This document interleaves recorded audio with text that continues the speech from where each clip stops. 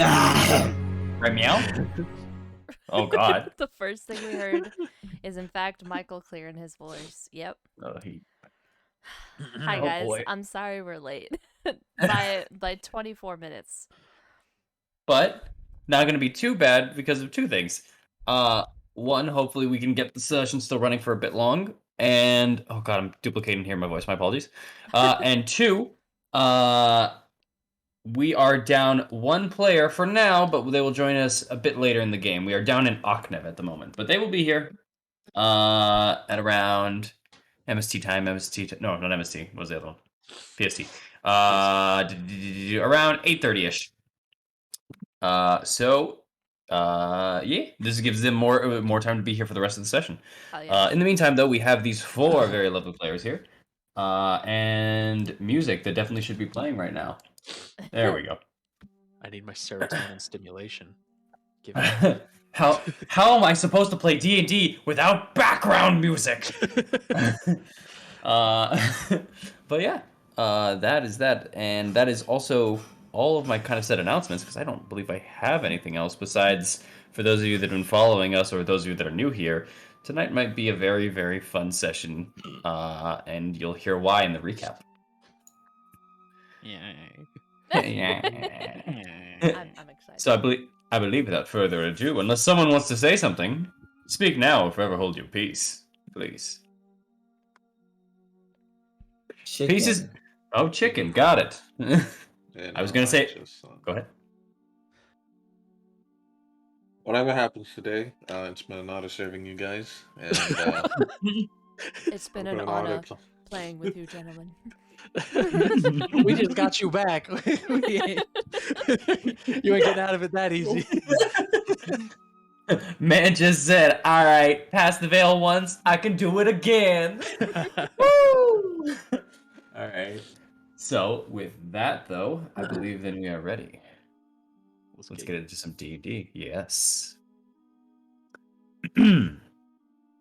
So, last time, a group of adventurers here known as the Talons successfully came back to Vallaki after delivering wine for the Mardikovs, only to find that Lady Fiona Wachter seemingly took over the town with a form of both a small militia known as the Black Cloaks and promises of riches through devil worship, possibly? However, in doing so, the party lost their very faithful and very good compatriot, Morrow. His life was lost. But the group finding help in Father Lucian, who suggested that possibly the abbot over in the Abbey of St. Markovia back in Krezek could have some solution or some form of magic that could help revive Morrow. With a night of rest and some speaking and some investigations, the party spoke with the body of Morrow to only reveal that two voices spoke, both Morrow and one that identified himself as Gavriel Zamfir. a one-man garrison. A one-man garrison. Hey, yeah. Glad you remember. Ex-captain of the guard. Ex-captain of the guard, yeah. With that and finding your information and not hearing any objection to the reviving of Morrow from his own body, you took him onto a cart and made your way to Krezek, in which you went inside, spoke with the abbot, and managed to bring Morrow back from beyond the veil, as the abbot was very, very kind and cordial and willing to help you, surprisingly, and seemingly knew Amaris, but underneath a different name as the name of Saint Markovia. Wasn't me. Even with your slight protest of that nature, he was sure of himself and allowed you to all leave, even though he had offered you to stay inside of his abbey, as you were very busy tonight with a dinner that you had promised to Strahd in exchange for being left alone by him many nights ago. It's like 2. 3 at this point.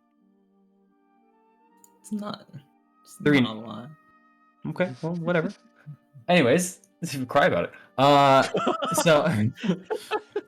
So once you had came back down, you had spoken shortly with both Dmitri and his wife Anna about the situation where you learned more and more about Krezk itself, along with seeing some eyes now aimed at you for possibly using the ability to revive for other purposes. This is very heavily handed. I'm giving it to you. Don't worry. Before you all got together and decided to go back over to Valaki in preparation.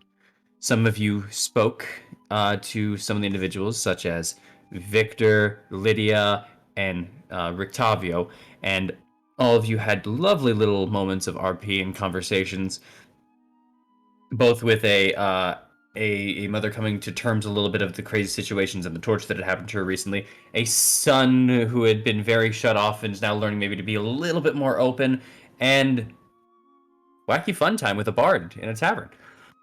But one individual, or two individuals at this point, which was Ismark and Thorn, decided we should probably check in Fiona's house for any clues to see where Irina is, perchance. In case she isn't somewhere within Strahd's clutches or his castle or anything in that regard. However, the search did not really find any immediate clues, but a follow-up investigation to possibly be done at Vargas's house. What did turn up, however, is a chest that is being brought back to St. Angel's Church, and a woman by the name of Stella who meows and acts very much like a cat, being held currently on Thorn's back as they head back to the church. That's where we're going to pick up. Great. Thorn. You and Ismark are going through the streets right now, and you said you were just walking back to the church. You were definitely doing so. Just hit me with a perception check as you walk. Perception check. You got it. Oh, almost a good one. 9. As you walk back, you definitely see loads of people just kind of walking nearby you and everything and passing by. But you're also noticing very obvious, strange glances and glares that all just kind of peer at you, and more so this woman that's kind of being held onto your back. That, as you are just kind of feeling it, you're just checking on her every once in a while, and she seems to be very, like, aware of the people around. Not full on in a afraid manner, but in a very defensive manner. In fact, at one point while you're walking through, she had hissed at a person that just kind of backed up, and as you guys just kept on going. And that's about it. Luckily, there doesn't seem to have been any occurrences or anything that that stopped you along the way as you made your way to the church. Good to know. Yeah. So is Mark still a little bit in front of me? Yeah, he definitely say? took about a 10-foot distance. If you ever want to talk to him, you could have at any point. It's just the fact that he wants to maybe distance himself a little from the man carrying a woman on his back. Right. Very much Yeah, I was shovel. going to. Yeah, before we got into the church, I was gonna like pipe up to him if he was in earshot and just say, Ismark, I think I have to deal with this when we get back to the church. Have Eileen go with you to the Baron's house. She was there a lot. She knows it a lot better than I do. I mean, all right, that's more than fine with me. Yeah. Besides, no offense. I think what you're doing is nice. I'm not about it. I get it.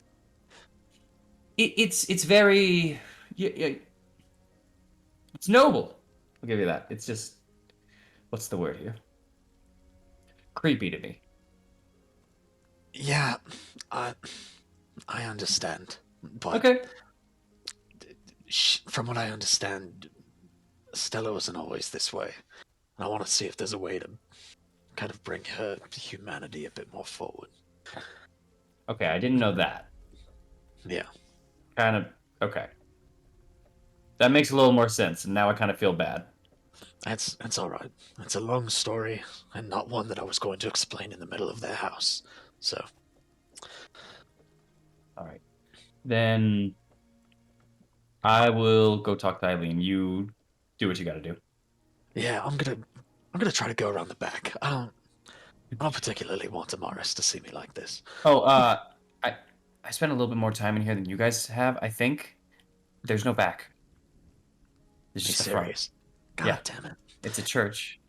It's just Great. the front edge. Oh, well, No, I thought there was a back door for like the well, gravedigger and everything. well, no, that's the whole thing. That's why the whole windows are there. The stained Ah, windows. yeah, got it. Got it. Yeah. All right, let's get this over with. All right. Well, after you, as he opens up the door for you. I will. I will walk in. Right before I walk in, I look up to Stella and I just say, "Everyone in here is my friend. Just be calm. Nobody's gonna hurt you." And then I'll walk in. You just hear a. That's it. Good enough.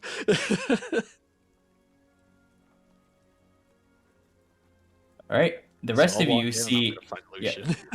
The rest of you see. Well, sorry. Eileen, are you there? You are there, right? I believe so. I was walking back from like talking with Victor, so I don't know if I'm there yet or if I'm still Oh, making my way to the You church. would have absolutely have been there. You did that very early on. Thorn has been gone for maybe about an hour at this point, almost. Fair enough. Yeah. So, yeah. Then Alina Mars, and then us, kind of sleepy Morrow at the moment. You guys are all inside the church. Lydia as well. And in comes Thorn, holding a disheveled-looking woman on his back. Oh my Kind of goodness. just look towards Lydia. Are they still using the stockades? What do you mean? Just kind of point at Thorn and who they have on the back. Oh my! I haven't checked if they. Thorn. Wait, Hi. Stella? Yeah. And Everybody. at that point, Stella's eyes kind of focus in on Lydia, you see, and her eyes kind of she doesn't make a noise, but her eyes kind of slowly dim almost for a second and wince as she's kind of looking over at Lydia. Yeah. Everyone, this is Stella Wachter.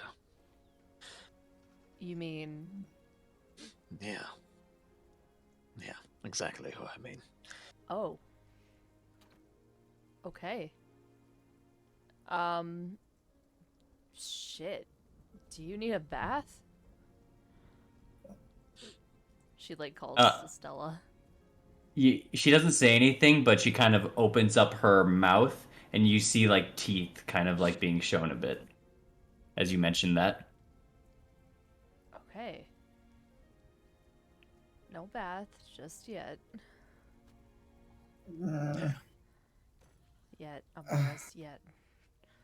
I'm trying to just get us some help. I'm hoping maybe somebody has prestidigitation or something. She just gotta plug her nose. It's just, Yeah. I can bet I can smell it from here. I'm just plugging You my can nose. you absolutely can. It's not as strong as you're probably about like 15 feet away, but there's definitely a change in the smell in the air, and you're like, no. Just, alright. Let's see here. I think I might have something for this. This entire time I'm gonna be like kind of walking like more towards the back. I don't want her to be like out in front of, all these like any other random people that are there as much as she can be. So like either Lucian's room, like knock on it, see if he's there, or if he is somewhere out here, ask him if there's like a place that I can take her. All right. Yeah, there are a couple of people. In the back, luckily for you, in the back is to the left side is where Lucian's room is, and as you just kind of give it the old knock, there's a 1 moment, please. Oh. And you hear footsteps before the door just kind of turns and opens. Yes. Oh. Hello, Thorn. Hi, Father. I have an issue here. Yes, I see that. Forgive me, I just woke up. I'm sorry. No, This no, no, no. is It's fine. I was supposed to. It's light enough outside. I think I was supposed to wake up anyways. all right. Well, this is Stella Wachter, and there's a lot wrong. Besides the fact that she's filthy? And No. Thorn's just gonna like look up to her and say, "Stella, can you say hi to Follow Lucian?"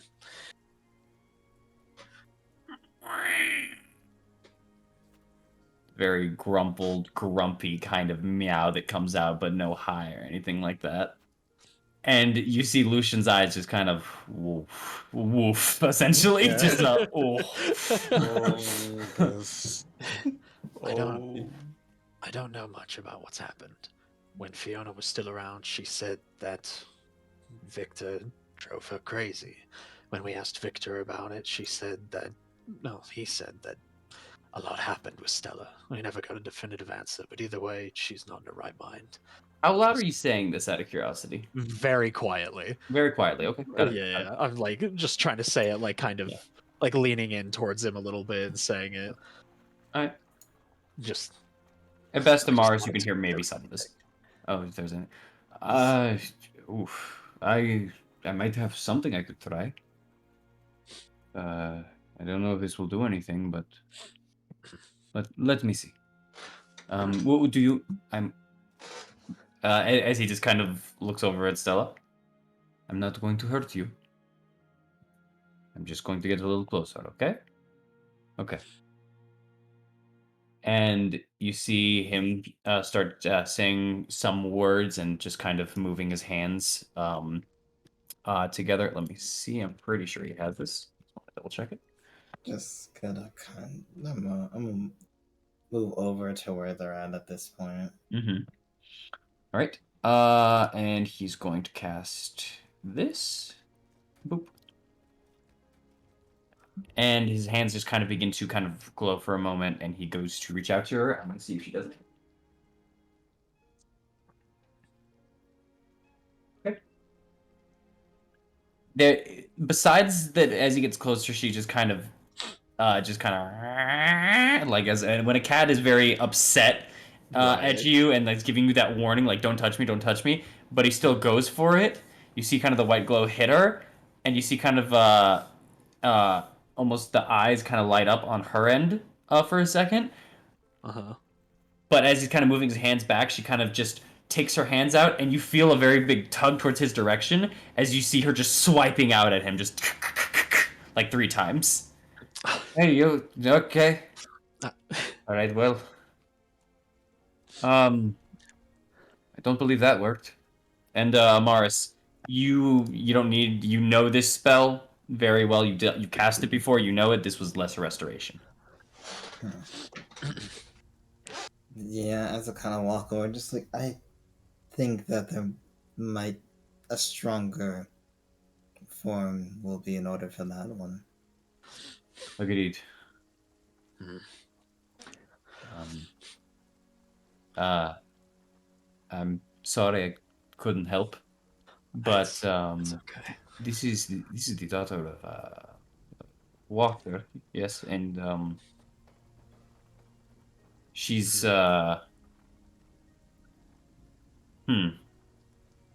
she's messed up due to you said Victor. We don't know that. That's just what Fiona said. But then when we asked Victor about it at one point, he didn't really give us any information or just kind of blew us off like he didn't really want to talk about it. All I know is that when we were in Fiona's house prior, and then when Ismark and I just got back from there, she was locked in a room that had literally nothing in it except for a bed with leather straps on it. No windows, no food or water, nothing. Just her and the bed. And Oh, I didn't want to leave her like that. poor child. I figured the least we could do even if you didn't have something that could fix it, the least we could do is get us some clean clothes or something. I feel like she'd be safer here than locked in a room. can agree with that, but I don't know exactly what I would do. Although I will say, if you do, if Victor did cause this, maybe he can put a stop to it. Maybe Lydia might know something a little bit more. I've never met this Stella before. It's possible. I'll wait for Victor to get back. I Yeah, Mars. I don't think that I don't think Lydia would really help. Seems as though whether it was out of disdain or out of something, she didn't really seem quite keen when she saw her. I mean, she hasn't really had that great of an experience with Walkers over the past couple days, so I can't exactly blame her. I meant Stella. Oh, I know.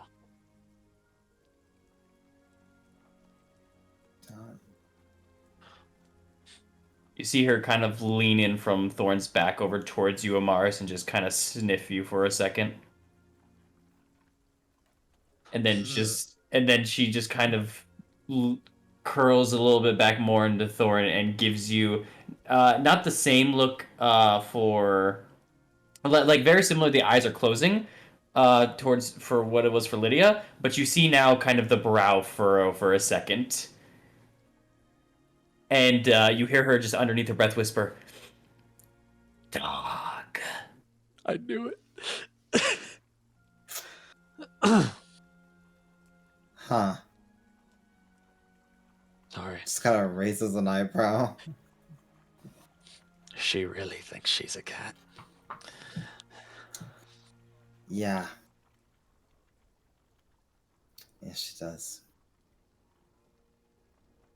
Well, there's nothing that we can really do about this, though.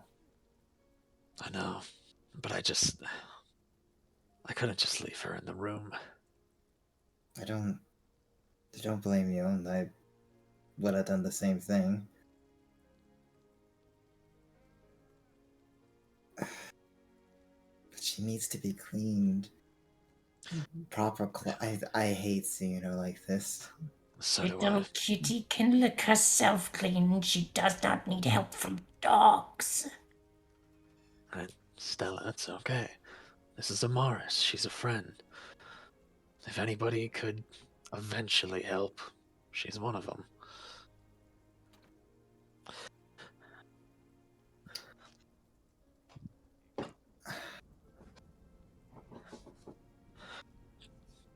She doesn't take any like action towards that. She just kind of still keeps her eyes at Amaris, just watching, just in case she moves or anything. But that's it. Yeah. I'm just at least trying to put words in her mind. Yeah. Just gotta. I'm gonna head back. That's fine. I have one more. I have one more idea that I'm going to try. I'll take it. Does it involve touching her? Yes, unfortunately. Well, actually, hold on. This one actually, I believe this one doesn't actually. It does not. For this one. Okay. No, this one Yeah, does not actually. Even do this though, one. Go ahead. Just gonna look back at Stella and just say, he's trying to help, not hurt. Like as he's doing whatever he does. Her eyes aren't leaving Amaris, so he has a free moment to just kind of do this as he starts casting the spell. Once more, you see this time instead of going and very much focusing on kind of his hands for a moment, you see him kind of grab onto his current symbol that hangs around his neck for Lathander as he just holds it forward, and you see him just kind of grasp out almost air that just seems like it's almost shuddering a little bit. And he pulls out a bubble from it, essentially, before kind of turning it forward and shooting it towards, shooting it right to Stella.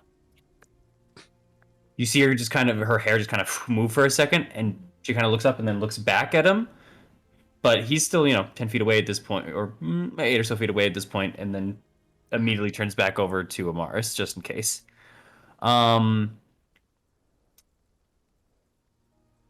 If either of you want to roll Arcana, you can. But yeah, as Both of us or just one of yeah. us? Either of you two. Well, actually, Thorn, you can't. Sorry. Yeah, I Sorry, buddy. was gonna say I could try, but Yeah.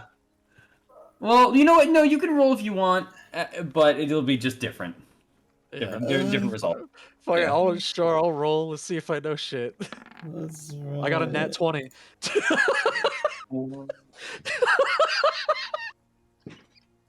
Wow. Amazing. I'm really tired of getting Amaris? nat 20 for shit I don't need. Amaris, you're something about this is really familiar to you, but you can't put your you can't put your finger on it. Thorn, actually, you remember at one point in your life when you were out and you were checking out different things for the training, stuff like that. Some of the individuals that some of the guards over at Bear Skyer were showing you some techniques that they would do, and when you asked them like stuff like, "What would you do against a magic user?" Well, there are some ways to stop it. Some of them had either weaponry or scrolls that could nullify forms of magic. And it looked very similar to this bubble, kind of the air around it. It had a very similar aura to it when you saw it. And you go, oh, this is to dispel things. This is to dispel magic or magical effects on someone. God. Oh, it's a spell magic. That makes sense. And as that kind of hits her and she kind of turns back over to you, Amaris, her eyes kind of blink for a second, but then focus back on you and just kind of lean further into Thorn. You don't really see a visible change. That was worth a try, at least. This is unfortunate, though. Once again. I appreciate the effort. I will be forthright as well, though, here. I will try to do what I can. I don't know what I could do exactly, fully. Both, I don't believe I have an immediate way to deal with her situation.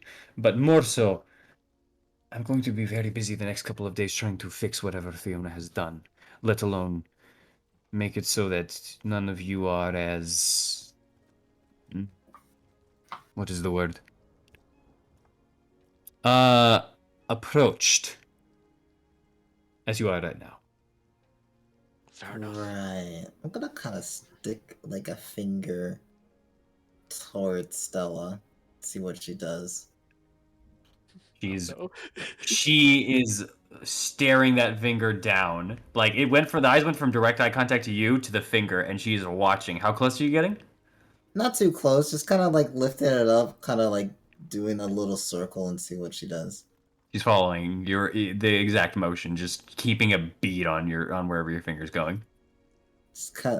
I'm just gonna kind of mindlessly move it side to side, up and down, just as it's going on. Right. It's as long as you take care of her. I think that's the most important thing. I can maybe try to find out something that I can potentially do, or at the very least, maybe there's something that I don't. There has to be something. My worry is I don't know if it's magic or not. This could have just been some type of mental break. That's absolutely true. It's also what I was thinking. I didn't feel... Well, it's strange. The last thing that I did was try to get rid of anything clouding her mind, if anything magical was in there or something in that regard. Doesn't mean that it isn't, it just means that, at the very least, there's nothing actively affecting her mind. I see. This may just be who Stella is right now. That's makes it more difficult. Kind of bringing the finger kind of closer, and then kind of pulling it back. As you're kind of doing this, the human anatomy doesn't full on support this range of motion that you're doing. And you definitely see as she's just kind of following and has been following for maybe over a minute now at this point. Thorn, you feel kind of the hands on your back just kind of let go, as Amaris, you see her get very dizzy and fall to the floor. Oh no! And then immediately she just gets back up on all fours and kind of turns around and looks over at you, Amaris, and she just starts backing up behind Thorn and just keeping her eyes back onto you, Amaris. Mars just gonna put the other hand just over her mouth, out of, and just says, "Right, I'll just take care of her for the time being. I'll see if I can figure something out." Yeah. Maybe whenever Victor comes back, maybe he can offer some insight into whatever happened. Yeah. Oh, Meantime, Father, do you have an extra room or something somewhere? Not to keep her at the moment, but just to... I can take her out of the way, give her some food or something. Just I at the have. moment. I have my room. I have the room for the children, and I have the storerooms at the moment. But currently, Freck, Myrtle, and well, I don't exactly trust her to be in the same room with them if she gets very. understand. Yes, exactly. Yeah. What about the storerooms? Would that be all right? She seems to have taken a liking enough to me that I think I can keep her out of trouble, at least for the time being.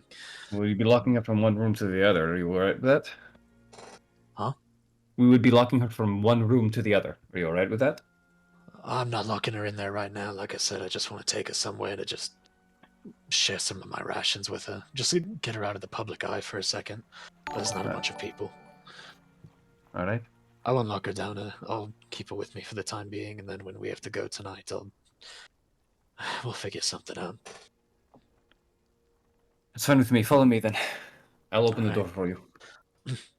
I'll like kind of lean down again to see if Stella will like climb back up. She doesn't climb back up because she's still kind of watching Mars, but she'll definitely follow you. Okay, that's good enough. Just gonna kind of wave to Stella. She Goodbye. she hisses back at you. Right. Seems she doesn't like dogs. Yeah. I don't know how she figured that out. I don't even look like one. May not look She like can one. You may smell it. You can smell it, man. She's a cat. I smell clean. Oh my god. Fucking musty ass. Anyway. Father Lucian walks you over to the storeroom where he unlocks it for you, which there's just a load of barrels inside of here and a kind of chest in the corner. You see kind of a two sets of what are those called? You would have them like in the pantry. They're just kind of like on the wall. They're nailed to the wall. What is it called? Oh my gosh, shelf. Yeah. Wall shelves. Oh my gosh, it's one of those nights. Yeah, you say two kind of wall shelves there with a bunch of little different material. There's some kind of blankets draped over some of the barrels over in the corner. There's not much room in here, but there's enough room for the two of you to at least comfortably move around. But yeah. Got it. I'll leave this door unlocked for now. Actually, here. And he's going to unhook his key from the key ring, and he's going to hand it over to you. Oh, Just thank you. I appreciate it. Lock the room up if you need. Please give the key back to me, if you can. Of course. Or Rieska. Yeah. Got it. Thank you, Father. No problem, Thorn. And he's going to walk back out and leave you in the room with Stella. All right. All right. While you are dealing with that, Eileen, in the kind of brief pause that was happening with all of you guys, Ismark would come up to you and just go, "Hello, Eileen. Hey. What's up? Well, I was hoping for a quick favor. Thorn said that you have been to Vargas's house before, and I'm just still looking for any clues that I can find about Irina. He said you'd be willing, perhaps?" Yeah, I'm definitely willing. Do you want to go now or later? Yes, please. Okay. Now, we have dinner tonight, don't we? We have dinner tonight. Yeah. I thought we agreed on the whole... Never mind. And he'll start walking out his way to the door and opening it up for you. And as he says, "Lead the way." Thanks. She'll walk forward and start going to his house. All right. Start heading towards the burgomaster's house, the burgomaster's mansion, more so. In that time, how are you? Are you going through the streets? Are you going back alley, trying to be sneaky about it? How you doing it? I'd say back alleys. People are still kind of sus on us. All right, fair enough. Then we'll stealth check for me. Okay. Ooh, this one got a good roll. 16. 16. All right. You guys got roughly the same one. Yeah, very easily. There's not too many eyes already drawn on you, and as you're going through the back, anyone that kind of gets a second to even glance at you, you're gone before anyone even notices. And you make your way back over to the now kind of abandoned mansion. What would you like to do? Well, we can go through the front door or the back door. Let's see. You've been here before. Do you know of any places that may be either good for hiding or anything that would be, I don't know, more available? What's the word here? More available to the, more available to have access to the rest of the house.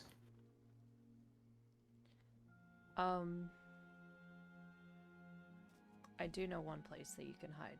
There's actually multiple places, but I suppose. And then when I did my little investigation, which door did I go through? Which one? You went in here twice. Oh, you mean to get to the books the second time? Yes. The second time there, it was the front entrance that was open. The door was just ajar. Alright. Let's just do the front door. It'll be simple and easy. Fine with me? Alright. As you both just kind of enter in, you once again enter into that long, open set hallway, no longer having all of the bundles of sticks for the Festival of the Blazing Sun surrounding the area, giving it a lot more space, but the kind of haunting portraits still lining up the walls of very familiar faces of both to Lydia, to Vargas. You didn't have the chance to really take it in before, but you see maybe one of the people involved has very familiar features to Victor included. Creepy fucking paintings. Let's go upstairs. All right. Let's see. And as you are definitely saying that to go upstairs, and as he's kind of just looking through, just around. Nope. All right. You guys head on to the second floor, where once again you're just seeing more and more of these paintings kind of lining up the wall. There, you can definitely tell this is a very extensive family history of just painting, portrait. But you are also noticing that some of them have been maybe a little bit damaged, something you didn't notice before on your last journey into here. I see. I'm gonna head into, like, initially Lydia's, like, powder room. And then through that door in the closet to pull out, like, the attic in the bedroom. So the powder room, into the bedroom, into the... Yeah, gotcha. Yeah, that's just the route that I know. Yeah, you pass through into the powder room. The powder room, you see everything still very kind of well kept inside there. The wedding dress is still kind of set in there. The powder room itself is not much touched, although you remember a little bit more items being on top of the dresser that don't seem to be there anymore. And as you kind of go on in now to the main room, the ladder's down. Oh. Someone might be up there. Sneaky? Oh, how do you know that? Is the ladder? Or like... Yeah. Usually you have something to pull it down, but this is left down. Alright, that's fine with me. Then let's head on up. Yeah. I'm gonna do it quietly. All right. Actually, you go on. I'll be with you in just 1 minute. Where are you going? I'm just staying here. I'm just going to just look around real quick. See if I can find anything. We're going through the house really quickly. I just didn't know if... Sure. Yeah. All right. What's your passive insight? 13. 13? You definitely are picking up that, there's something about Ismark right now. It's not that he's hiding something per se, but he seems to be trying to more so bolster his own appearance up. It's less of a hide and more of a when a kid tries to act a little bit older than they are because it may seem cooler to their friends or something like that. That's kind of how you're seeing this. It's something around that realm. Okay. Fair enough. Yeah, she'll just let him go. All right. And then you go upstairs once again into this attic. The trapdoor open and everything like that. The door itself is open as well. But the kind of tea kettle and the wooden wooden table in the center of this room still undisturbed, still untouched. But the door is also open at the moment. Alright, she's gonna go to the door. All right. Going at the door, there is still a large kind of attic with just the amalgamation of boxes, furniture, tapestries, just miscellaneous items galore, just up in here. You've been in here again before, and it's all what it once was. And you see kind of the makeshift path leading again, once again, to the door on the other end of the room. This one, however, is shut.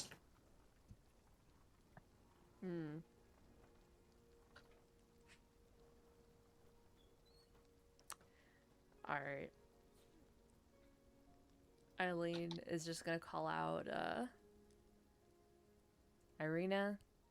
You here? Is anyone here?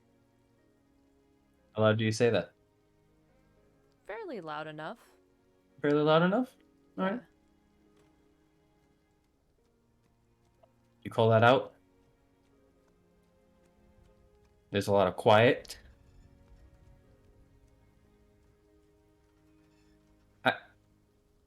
Eileen? Huh? Irina? Victor! Oh. Hi, Victor. Here. As the door kind of just opens on from his end, just as you see once again over at the door now, very much in similar attire that you saw him before, but just kind of now holding 2 books underneath his arm, is Victor kind of at the door. What are you doing here? I'm looking for Irina.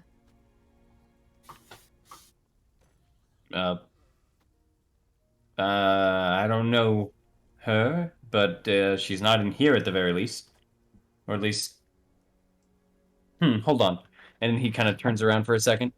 Does he have... I believe he does. Yes, he does. Yeah, you see him once again just kind of move his hands and kind of cover up to his eyes as he starts looking around. Nope.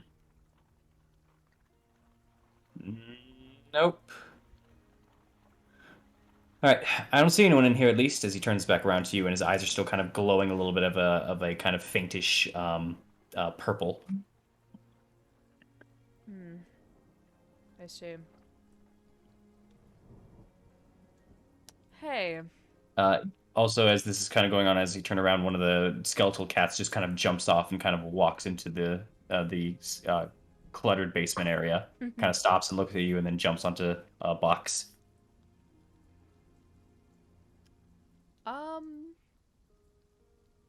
Actually, I need to talk to you again. This time it's really serious. Did I do something? I don't know. What the fuck happened to Stella? Oh. I mean... I told you already.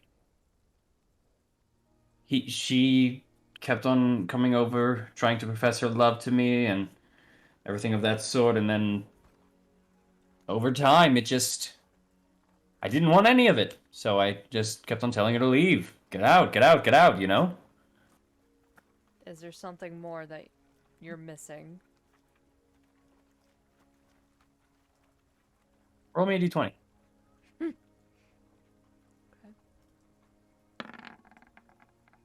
10.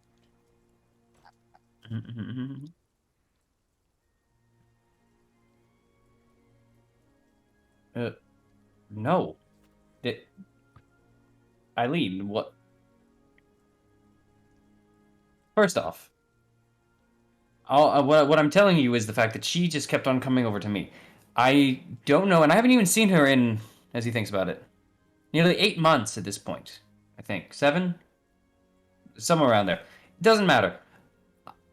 I haven't done anything to her. If something has happened to her recently, it wasn't on me. Was it a spell? Because when Thorn and Ismark found her, she was like a cat. Like a what now? Cat.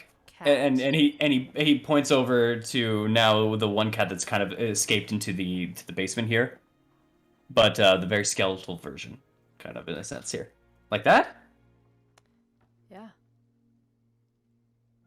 Oh. There's kind of a look of confusion on his face as he just kind of looks over to his like kind of bottom left away from you for a moment. Now listen, I've heard about being dumped, you know, but I don't think I've ever heard about someone so heartbroken that they literally changed their personality as a cat. Yes, that would be rather strange. I will say, I didn't do this. I didn't tell her to be a cat or anything. What did you tell But her?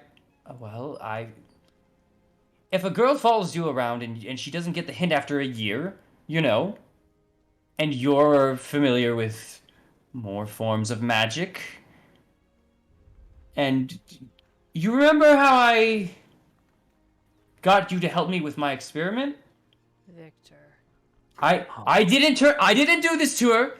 I just used it so that she would go away.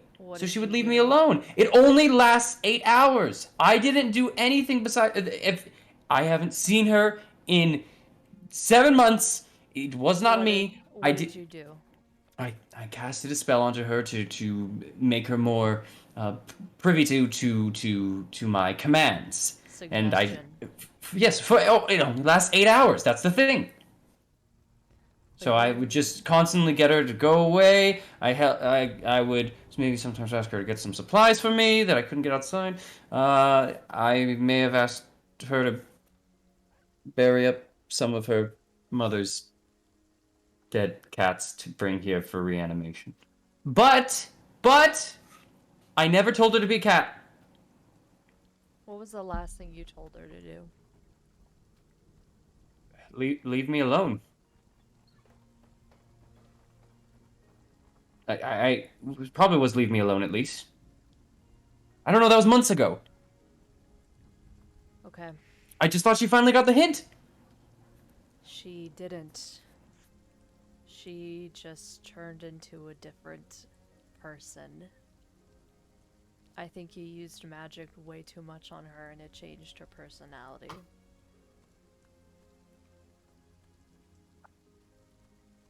It doesn't have that. I think it has that kind of an effect. Did I read anything on limitations of how much a spell could be cast on a person? Huh. If you aren't well trained enough, something could potentially go wrong. On this kind of train of thought, roll me an Arcana check, Eileen. Okay. Oh shit. I wish I'm good at it. We'll see. 15. 15. You yourself are not properly versed in very much charming magics, but you've learned about manipulation through your time with the Harpers, and some forms of it are magically induced.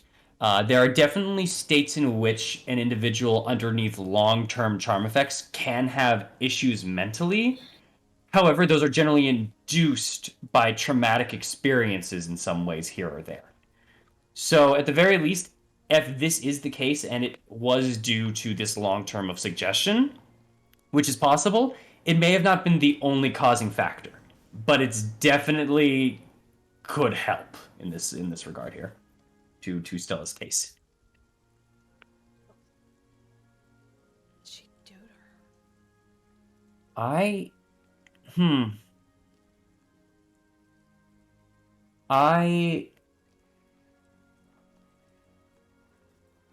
Victor's kind of at a loss for words for a second. There's a good pause for nearly 8 seconds with just him waving his hand in a very his hand is essentially forming an O kind of in sign language and just kind of moving back and forth before he kind of figures out I think it wasn't me still.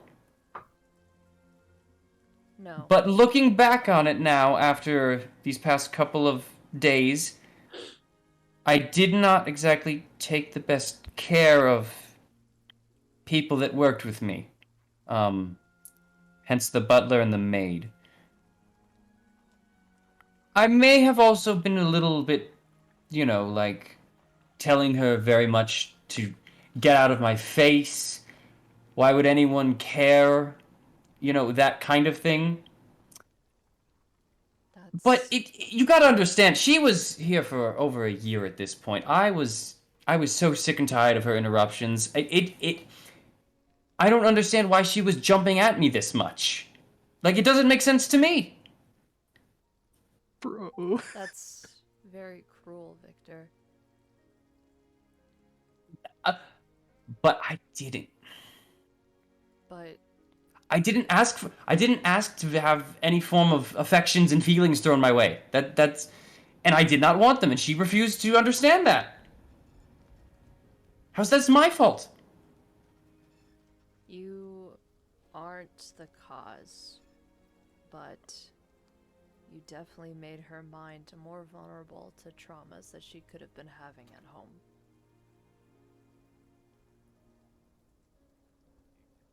And Miss Wachter, as you know, is not a kind person.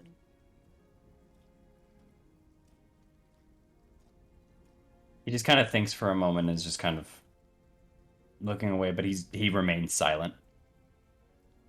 You see he's definitely thinking about some stuff.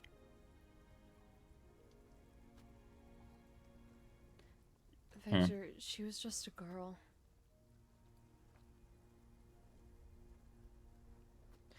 But we're helping her now. So you're gonna be seeing her more often. No.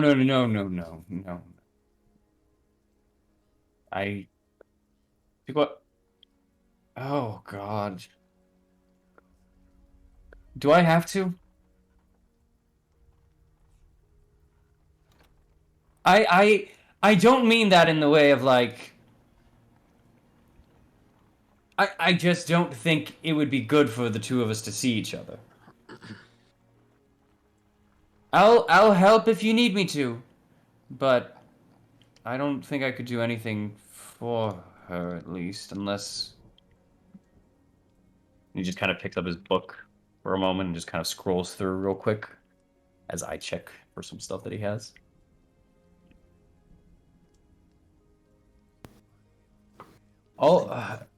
If I was to try to maybe suggest her into not being a cat, No. but then that's the... Yeah, I was thinking you were going to say that. No. Yeah, okay. I think this is just years of therapy and readjustment. I don't think that's underneath my wheelhouse. I know. But she is going to be around the church more often. Oh, okay. Oh, Mother then. Mother can help then. Her, and whenever I was unavailable or she was waiting for me, she would usually find my mother to find me. So maybe there's something there. Maybe since they've, already had some time, maybe she's familiar with her, maybe she'll be better off. So I shouldn't and just let her have it and do. Why are you looking at me like that? You should have seen her. Her hair is all matted. Oh god. She had a soiled nightgown. She probably hasn't bathed in months. I should have heard her. I just forgot to investigate it. She was locked behind a door. I don't know what the room looks like, but I can only imagine that it's filthy. She wasn't treated like a person, Victor. It just makes me sad. I don't know what she went through, but I think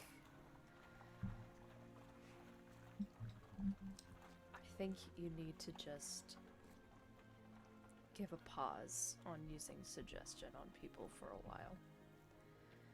Because it looks like the mind can be very vulnerable. One casted that spell over. How long have you known her? A year? I've known her for longer. She's been around me for maybe a year and a half, and I've probably been You've used that using spell. that for about half a year on her. Yeah, that doesn't bode well, especially if someone is so dependent on you. All right. I get it. I'm a shitty person. I get it. I'm gonna go. I'll deal with it. And he just kind of passes you. Actually, very much in Victor fashion. Before that, he's gonna go back into his room and grab a couple of things and start heading back down.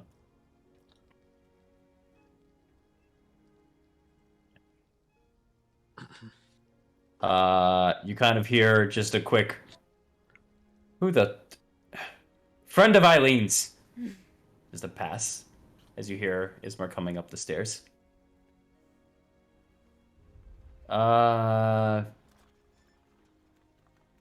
Actual friend of yours or like? He is. All right. Well, I think he's just processing his abilities and hopefully taking accountability for his actions. At least some of them. all right. I haven't found anything up here. Not yet, at least. I've been talking to him.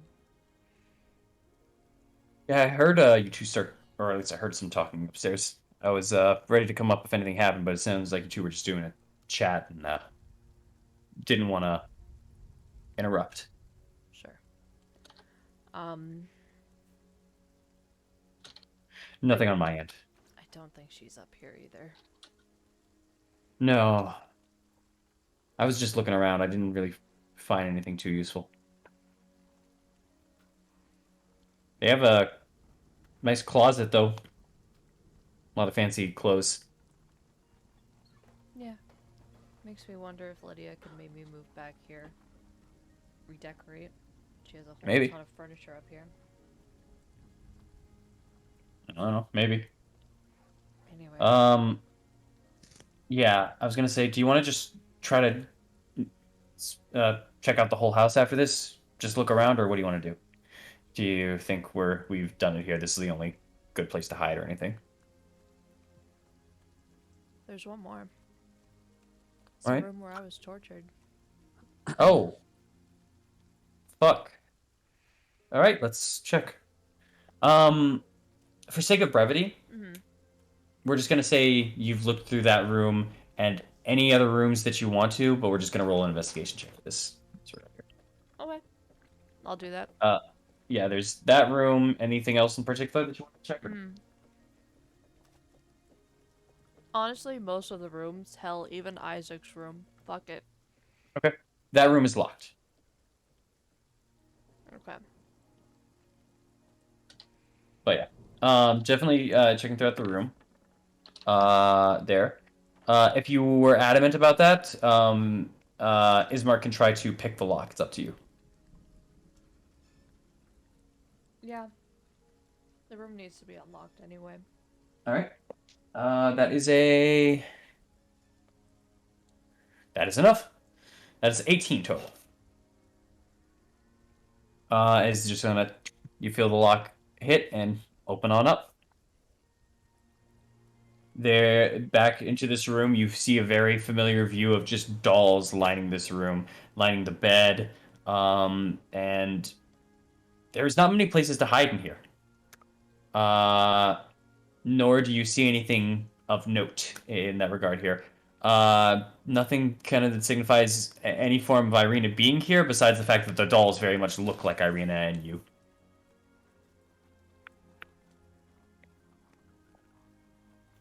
Not here. Yeah.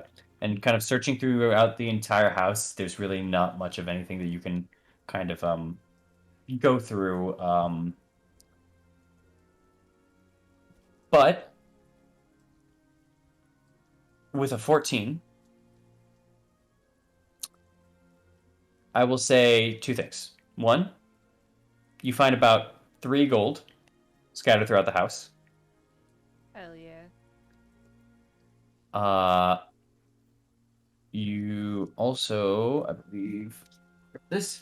Sorry, just double checking for something.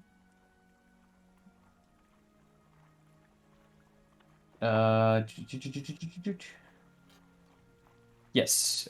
You'd also find maid and butler and cooking uniforms. And you definitely find tracks that have been going around this house. Ones that are very much scuffed, kind of dirt and mud. But no, you don't really. There's enough around, and there's enough for boots and everything like that. You don't find any that you can remember, or at least can link to Irina directly. Ismark. As if, go ahead. What type of shoes was Irina wearing? I believe she was wearing hunting boots. Very leather bound, kind of brown set, darker leathers. Any of the footprints look familiar to that? That would be a very flat one, unfortunately. You can roll a survival check with disadvantage. Fair enough. Unless, wait, you have undead and what in beast is your thing? Not humanoid, right? Yeah. Yes. So yeah, disadvantage. I would have otherwise put it at regular. No problem. 13. 13. Unfortunately, the tracks themselves are mostly the rims of the outline, not all full detailed boot prints, and you're looking for the lack of detail anyways in the first place. But because of the most of the trail itself is inside rather than out, and anything that affected the outside may have been doused a bit by rain or anything like that, there's nothing that's really hitting you as just all that. Because you were seeing like 4 different tracks of that kind of boot, and you don't know if you can really place any of them to be Irina. Damn. So yeah, that's what you know. It's easier tracking animals than people.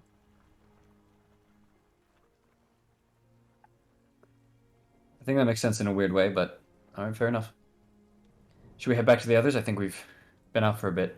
And during this investigation time, it would have taken you both probably nearly about hour and a half to 2 hours for this. Fair enough. And Yeah. just a reminder for you in particular, because you told me you wanted to do this last time. I just want to make sure. You still haven't gotten any arrows, if you would still like to. Fuck! Yep. Yes. I need arrows. Yeah, just because you mentioned it the last 2 sessions, and I was just like, just in case. At least I need arrowheads.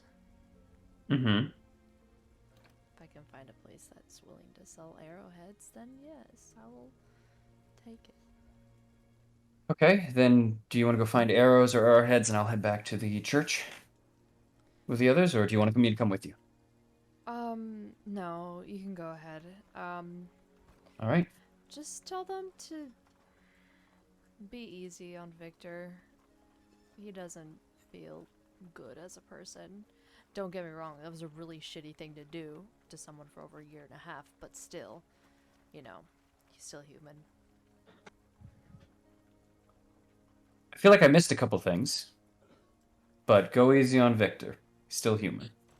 Yeah. That was the guy that just left, right? Yeah. Got it.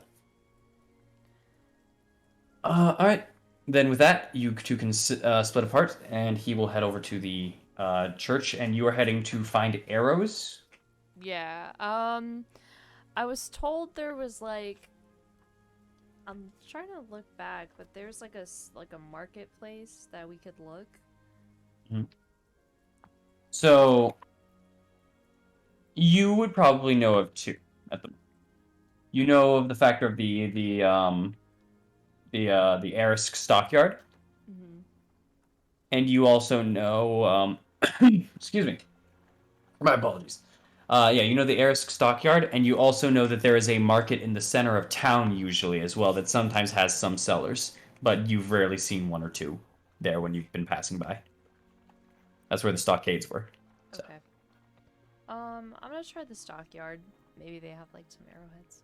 Arisk stockyard, all right, absolutely. Then we'll just get that through, and then we'll go back to you guys, I swear. So you head over to the stockyard, and just again, this is a large stockyard that's got just a bunch of locked sheds. You've seen it before when you passed through the coffin maker's house. You left. Oh, you didn't leave actually, so you don't know that.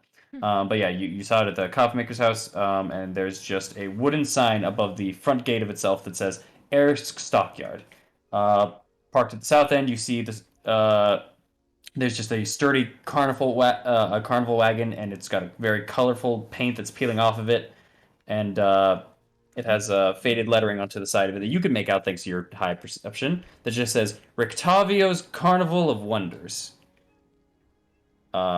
with kind of a padlock onto it. With a lot, and along with that, there's just a bunch of other set carts and wagons and just boxes, and this just seems to have a place that just has a whole mess of stuff lying around. But past the gate, you also see kind of a little area that has a woman standing behind a kind of walled, a wall with an opening in the center of it.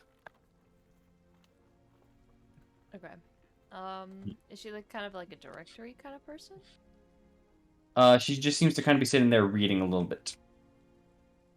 Okay. I'll go up to her. Excuse me. Oh, hello. Hello. Hi.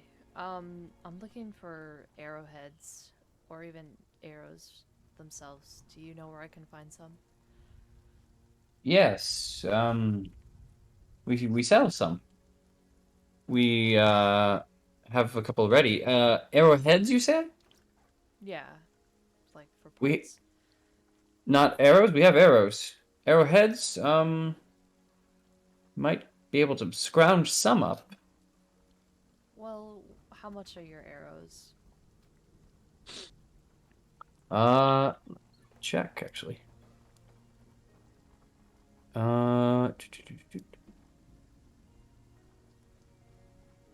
Sorry, just opening up the player handbook, trying to find it. All good. Yeah.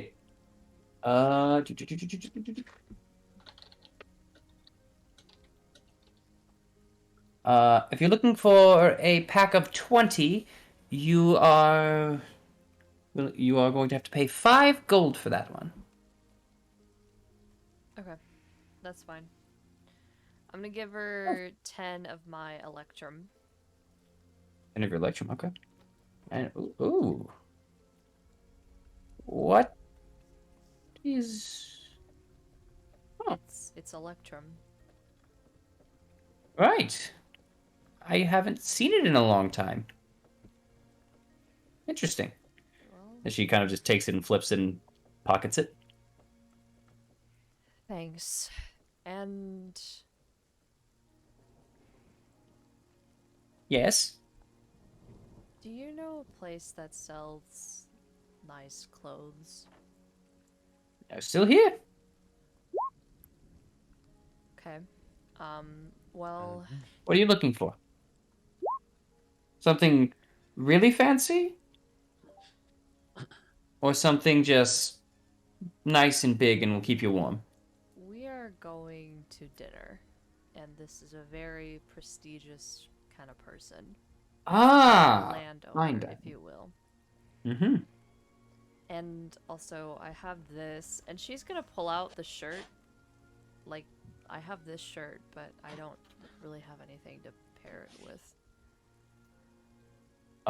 Which shirt is this one? The blue one. The one that was tailored for her. Ah, the dress suit. Oh, for the pants then? I might have something. I had a set. There was a gentleman that made it here a couple of years ago and sold us that for, well, funny enough, a couple of arrows. Let's see. Will this do? As she pops out, after she kind of goes to the back for a minute there, she kind of rumbles around for 30 seconds and just pulls out a very kind of not shiny, but almost reflective a little bit pair of pants for just some kind of a, what's it called?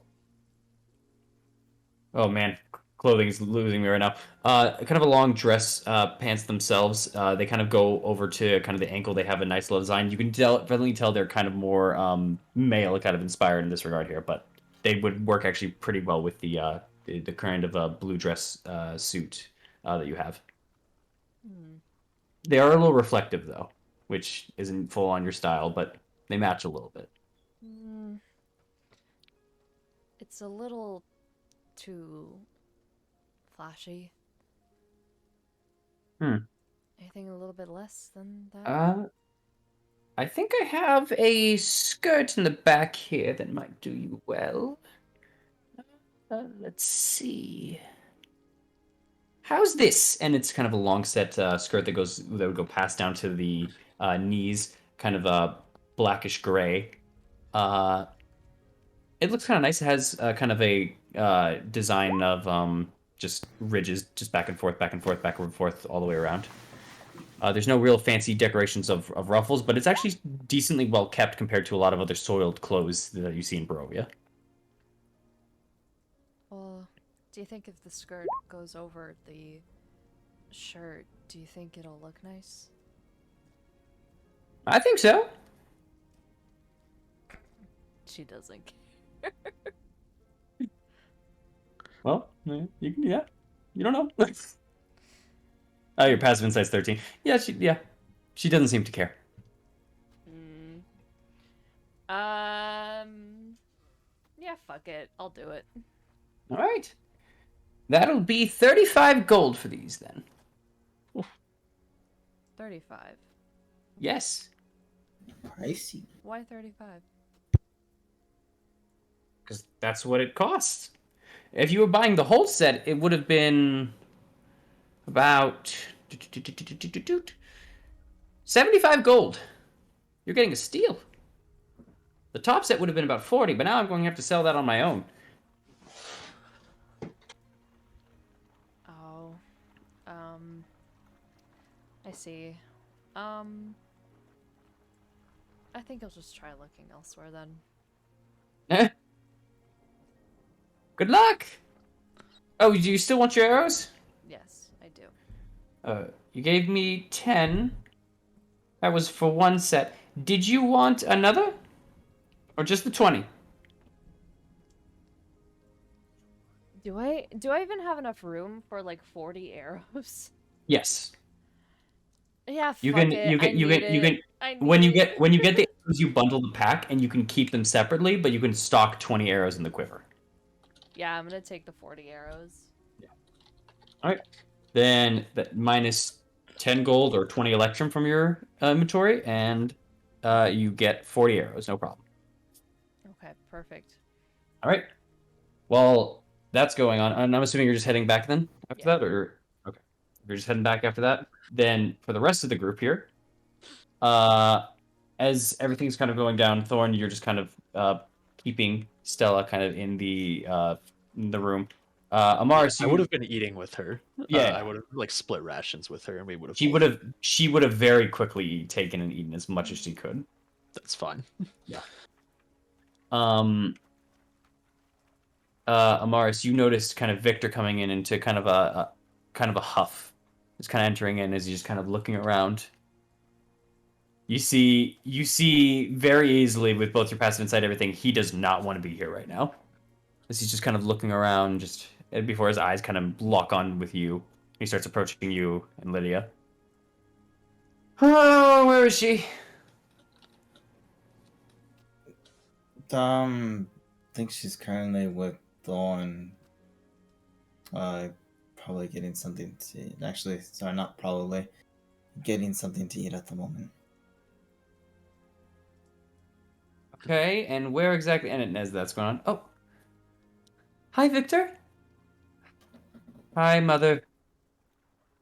Oh, your friend Stella had just arrived a little bit ago. I haven't seen her in so long. It was nice to see her, but she's not looking as well as I remember her. It's because she thinks she's a cat, Mother. What? It's a long story. Anyways, Amaris, where is Thorn? Just kind of point towards the direction of the storeroom. In there? Yeah. Okay. If you want to go and either assess the situation for yourself or maybe try to do something that uh, the father and I couldn't. What did you two do? We tried using well, not we. It was more so he. He tried using luster restoration and some other spell. Not entirely sure. All right. Neither of them worked. So All right. Then as he kind of thinks about that for a moment, he doesn't even say anything, but he starts like heading out to the door. just kind of look towards Lydia. So you don't know anything about their current situation then? Stella's? No. No, not at all. She was just a girl that came over every once in a while and asked to see Victor all the time. I thought they were kind of like lovebirds, you know? Right. Yeah, they'd go off and they'd talk maybe for a little bit or anything like that, and sometimes they would spend the day together, and then she stopped coming over. Do you remember the last day she stopped? Oh, I don't know, maybe better part of a year? 6, 7 months ago? Did she say anything to you before she left for No, the last time? I no. But I remember her looking almost a little sad when she was going on up. Last time she went to go speak with Victor. I thought something had happened. I wanted to ask, but then I didn't get the chance, and then this. So I don't know. Hmm. I I didn't get to speak with her too much. We sometimes had tea. That was one of the ways that we had actually met in the first place for me and Stella. But she always seemed to be interested in Victor. Right. I had to.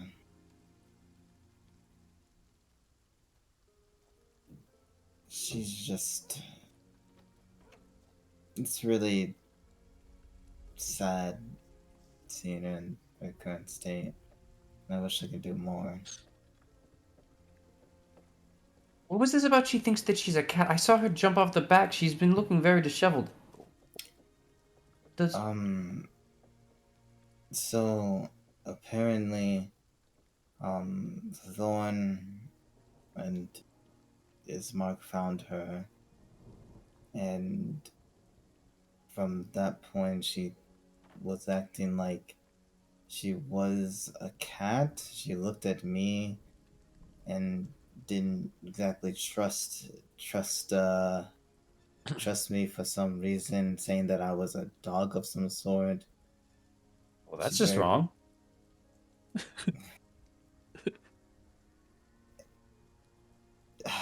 I need to talk to you about that later. Um, Amaris, you're not a dog. You're beautiful. Don't let that bring you down. It's okay. She's just out of her mind. Poor thing. yeah. She's not. She's just not trusting of others. I saw the look that she gave you when she first arrived, and it's in this entire thing. As this conversation's been going on, Thorn, Hi. door opens up to the room that you're in. Mm-hmm. And on the other side, you like your head and Stella's head turned to the door, and to the other side of it is Victor, who's just kind of open to the door and kind of holding it, and his face is kind of a bit red. You don't see it full on as frustration, as most of it's red, not just the cheeks, and you start seeing it more as maybe either frustration or embarrassment or something in that regard. As he opens up the door, you just see him do that, and there's just kind of a pause, and he looks over at Stella, and Stella is now looking at him. And you just start hearing this. As it's just getting louder, and he's like, Stella, listen, Stella, I kind of like put my arm in front of her a little bit. make a athletics check. All right. This bitch was about to pounce.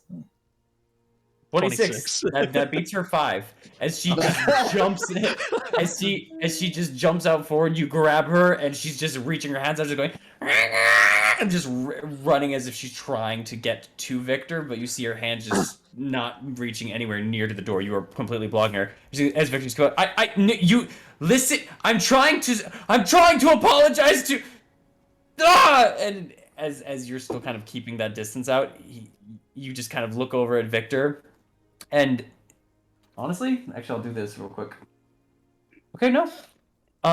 As you see him kind of get flustered for a moment, you see him almost sucking in air as he just says, "I'm sorry, Stella. I'm sorry for the things that I said, and I'm sorry if you're like this because of me now. I didn't mean to do this to you. There, you happy?" The cat noises just continue that. Just going through. It seems either these words are not connecting or not kind of going through. And I'm just gonna kind of try to block her view of him a little bit, and just kind of hold her and try to get her to look at me and say, Stella, listen.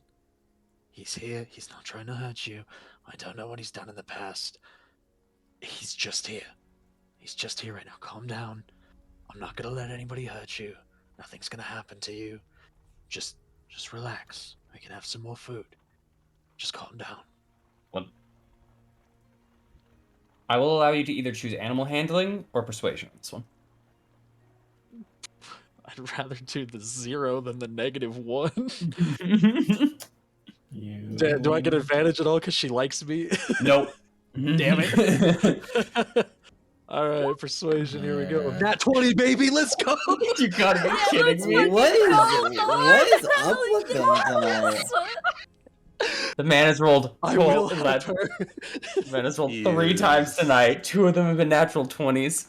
This man's like, I can save her. Just trust me. Victor was not nice to Stella.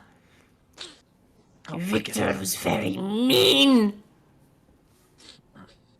I get that. But you heard him. He's trying to apologize. Now, Victor, you need to calm down and apologize a bit more genuinely than that. Stella, You need to sit down and relax. Like I said, he's not gonna hurt you. No one's gonna hurt you here. I promise. Stella just kind of looks at you and then back over at Victor, and then back at you, and she just says, Thorn won't make Stella go back to the dark room, will she? Will he? No. You're never going back to that room as long as I'm here. Stella is sorry. That's okay. You don't have to apologize. Now, Victor's, as you just say that and turn to him, his mouth is just agape with just, what?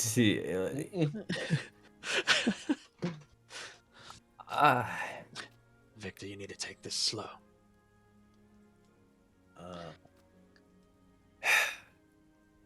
Stella, I am sorry for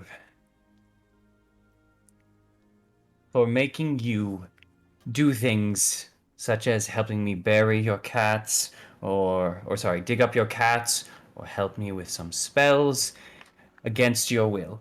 That was wrong of me. I apologize. I am sorry. I just had no interest in being in a relationship. Is that okay? As he's just kind of... You're very well aware of this, Thorn. Even with someone as you, this man has had very little interaction with people, and this is and he's much more attuned to a frustrated child. Mm-hmm. But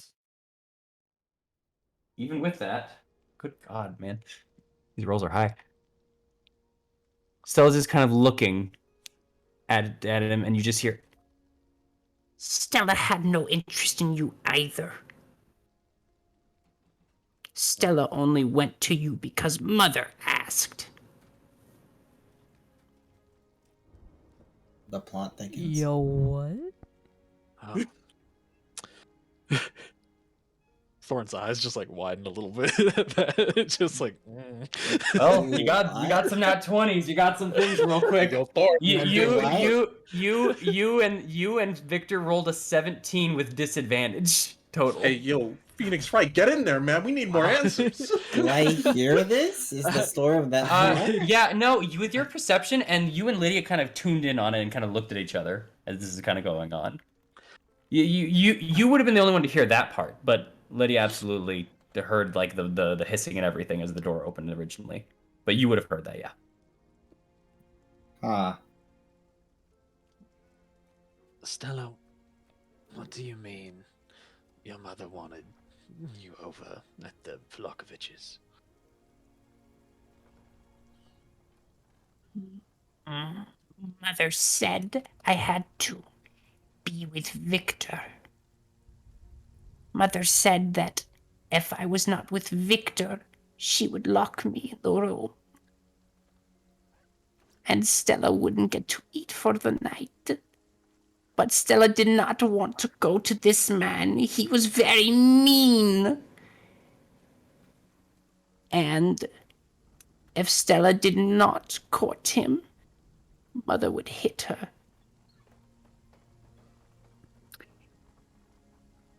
Mother said... There's kind of a pause for a moment. Mother said if I was not with Victor, I would be disgrace.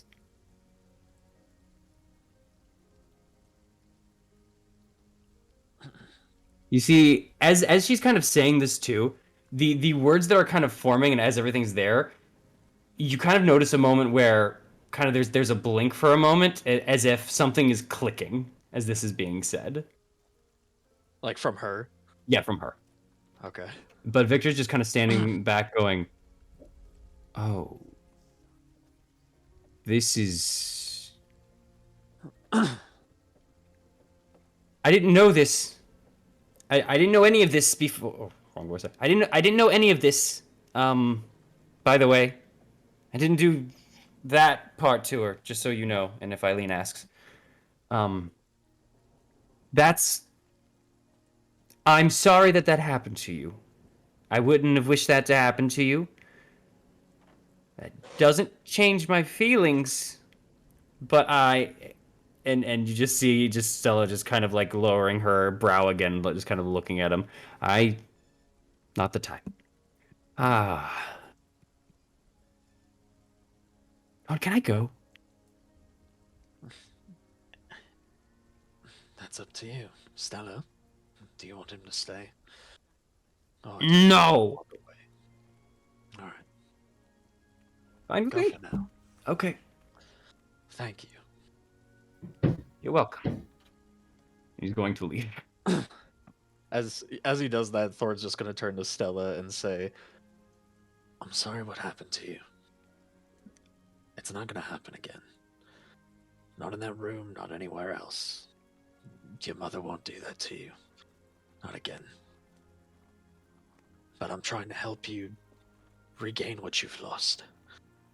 And I can see it. It's still in there. Somewhere. I don't think any magic's gonna bring it forward, but you can.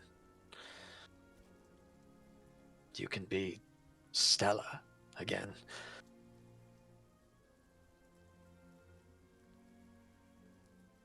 Roll me a D20 with advantage.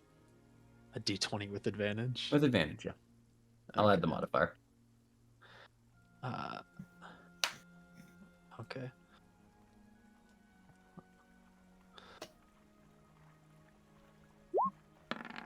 Oh, I guess I'll just roll 2. Yep. Yeah.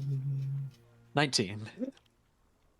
For a total of 20 for you, as this was intelligence-based. Oh. My God. You see her just kind of pause for like a moment as she kind of looks forward. And she kind of looks at the open door, kind of left by Victor. And she kind of goes on all fours for a moment to kind of walk at it. And looks over at you. And you see her kind of stand up for a second to close the door.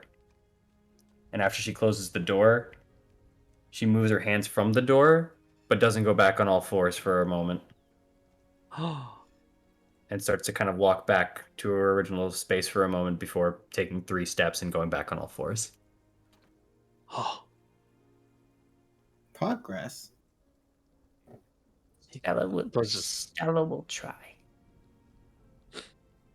Good. Good. He has a big smile on his face. Try your best. That's all anyone can ask for. We'll help you as much as we can. I promise. Stella thanks you, Thorn. You see there's a lot of kind of confliction and just thinking going through the eyes. Mm-hmm. And we'll just kind of progress from there and let that stop. But yeah, that was pretty great. Holy shit. I didn't expect it to go that way, but yeah, with a lot of those rules, the confronting, the managing to get Victor there's a lot. You guys did good there. Oh not how my God. That to go. I'm so stressed. So Yo, we're doing great. This dinner. Don't say it. Do not say those words. If you say those words, it's going to end badly. Mr. DM. Yes. So, so how awake am I as far as that? Because I know you said you can be tentatively conscious. You're resting. You're resting now. You didn't need to be full asleep, but at this point, actually, let's see the time frame. You have about you've been asleep for maybe about 5 hours now. There's about 2 hours left in your rest. I'd say if you want to wait about 30 minutes, you can be up for the last hour and a half of the rest itself. Yeah, and then you do stuff like donning on your armor and yada yada stuff. Yeah. But yeah. All right. Would I have heard any of this? Because like I'm so confused. I'll say you were dead tired and too asleep at this point. I'll just say I didn't hear it. Yeah, don't Don't worry about it. All right. So with that, then, do you guys now just want to rest until Morrow gets his long rest? Are you waiting for something, or do any of you guys want to do anything before the long rest is over? You guys have about maybe 2 hours or so left. Rest and dress up near the end of the night. All I'm right. just gonna split a bit more food and water with Stella. All right. We're in there. That is fine. No, this is not the time to go on a journey. I really want to go and find the brothers and see how they feel, but this is not the time to go on a journey. Fair. I'll just stick by with Lydia and think about that shit. What the fuck? Yeah. Didn't expect you guys to learn that yet. Yeah. But you guys surprise me every day, and I'm happy about it. All right. Yeah. I'll save it for the break. All right. Well, actually, we're not going to do the break yet. But, Morrow, since we were waiting for the long rest, your long rest is coming to an end, and you are now kind of becoming more awake. You feel much more relaxed than you did a bit ago. You still have maybe about like an hour, 30 minutes. I'm assuming you're donning your armor, preparing your spells. Is there anything special that you're doing, or are you just finishing the long rest? You know, I feel like I'm just getting mentally prepared for what this is going to be. So I'm not doing anything special. You know, I'm donning my armor. You know, shining my shield, making sure my maul is still a maul. Okay. As you're just kind of doing that and shining a bit of your armor piece itself, you kind of look back and you look at the damage that hit you and stabbed you into the back. There's a puncture wound that you remember feeling very severely hit your back and then felt in your abdomen. And you look at that for a moment and you just think, this is originally what ended you. Another day. Another night with the Reaper. But we've risen once again. Shut up, you. No response. All right. Then you may officially have your long rest uninterrupted with your early long rest of 7 hours. And you may absolutely put yourself back up to full. I believe when resurrecting from the dead, I think you have 0 hit dice when you go up from the dead, correct? Or am I imagining that? I don't. Well, I haven't. I assume I have. I'll figure it out right now. You guys can do what you want. Well, even then, I took a long rest, so I assume I at the very least you would get half. Yeah. So you're either gonna have half or full. And then let me just. I'm trying to get rid of. How do I get rid of the resurrection sickness on my sheet? I'm sure it's here somewhere. Pretty sure it's just. You. Speaking of which, you now have that -3 turns into a -2 for you after that long rest. Okay. Oh. I could be crazy. For right now, how many hit dice did you have before you died? How many hit dice did I have? Before you died, yeah. I think I had all of them, because I never got a chance to use a short rest. I'll look into it later, but at the moment it looks like it's you died with what you had and you get resurrected with what you had at the time of the body. But I could be wrong about that. I'll check that later. Either way, that means you're at full. So okay. You're good now. Worst case scenario, you're at half, and I'll let you know after session or during the break or whatever. But yeah, so for right now, you are back at full there, and the rest of you have just kind of seen Morrow kind of been setting up and everything, and if any of you guys wanted to take a short rest, you could have.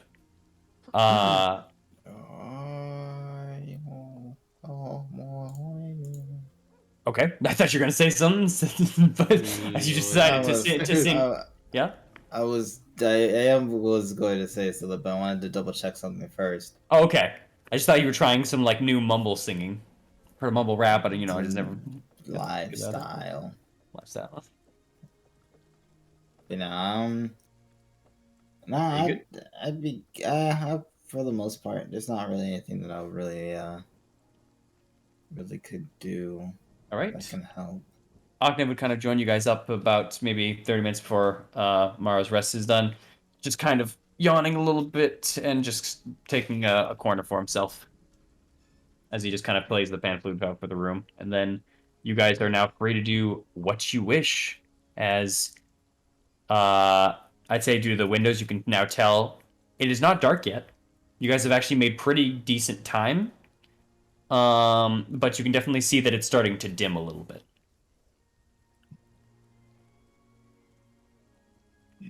There's a well in the midst of town, right?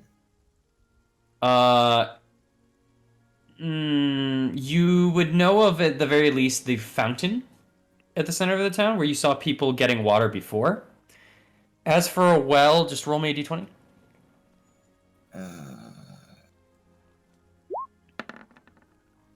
Yeah, you know of the one in the middle of the town. It's not a well, but it is a fountain. Okay. It's too far because it takes like an hour to get there. Hour to get where? To the middle of town from here. No, what? It's a mile long. It takes you like 10, 15 minutes. Ah. Yeah, if you're just walking. It's like a 10-minute walk to get there. But also, if you're talking about there and back, that's a different story. But if you're talking about there and then continuing on outwards, it'd be along the way a little bit. It'd be a detour of maybe 2 minutes at most from your guys' other direction. I wanted to see if I can get like a bucket of water just prepared so that I can that's gonna take too long. I'm just gonna stay for now. Okay. Just kind of clean up like investments and all of that. All right. All right. You're gonna clean up the vestments. What are you all doing? Did you want to stay here for the night, or what's going on? Well, no, I'm just. We need to start getting ready to leave. Okay. Yeah. I know. Go ahead. I was gonna ask Stella if she would be okay with staying with Lydia.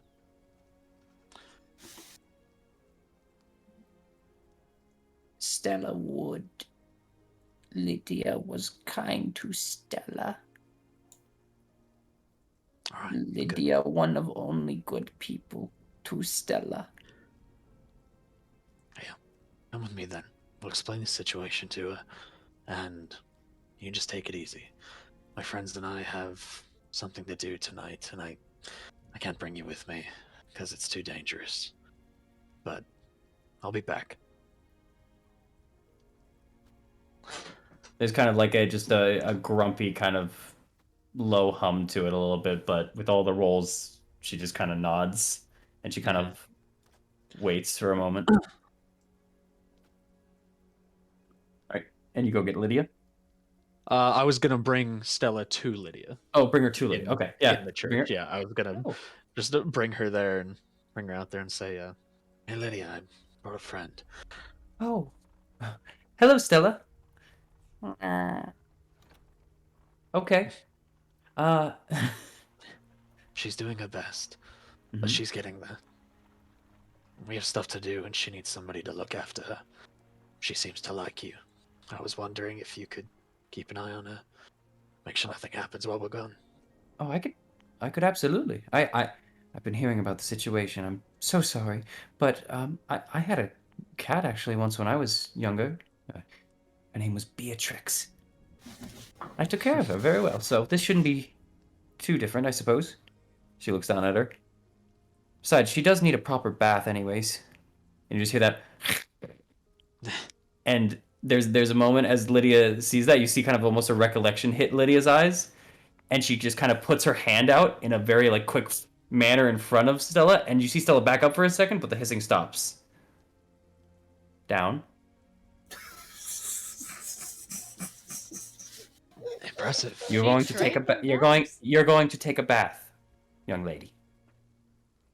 The hissing kind of starts up for another second, and you see her kind of take her hand and grab the back of Stella's neck, and you see just kind of pull for a second there, and you see the stop, and you see Stella's hands immediately kind of go up, and she kind of stands up on two. I'll deal with this. Okay, just trying to get her to readjust as a person. So I'm glad you're well adjusted to cats, but please treat her like a person. She's Stella. Okay. And she kind of lets go of kind of the back of the neck. Sorry. I guess my brain was very easily able to switch to that. I shouldn't have. I see that now. I didn't know you were trying to do that. My apologies. My apologies to you too, Stella. I'm going to teach you how to be a proper young lady, okay? Well,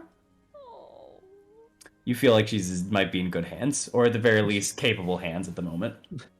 Thorn will smile and like pat Lydia on the shoulder and say thank you, and walk over to the group and look back at Stella and just like give a little wave. There's kind of the moment of when your cat tries to kind of follow you out the door before you go to work and you feel horrible about it. It's kind of that moment a little bit.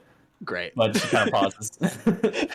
You don't full on feel horrible as you realize the situation. You're like, she's not a cat. This is weird, and you leave. Yeah. Yeah. All right. Mm-hmm. All right. You guys are together once more. Armor's polished, prepping all yourself in your own individual ways. What would you all like to do?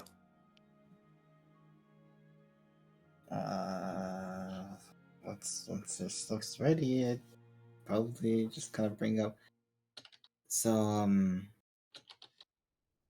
should we head to the outskirts? You never really mentioned where. I think we just have to go all the way to the castle. I think it's the path leading up to the castle. And then there's supposed to be a meeting there. Either way, yeah, we have to walk ourselves.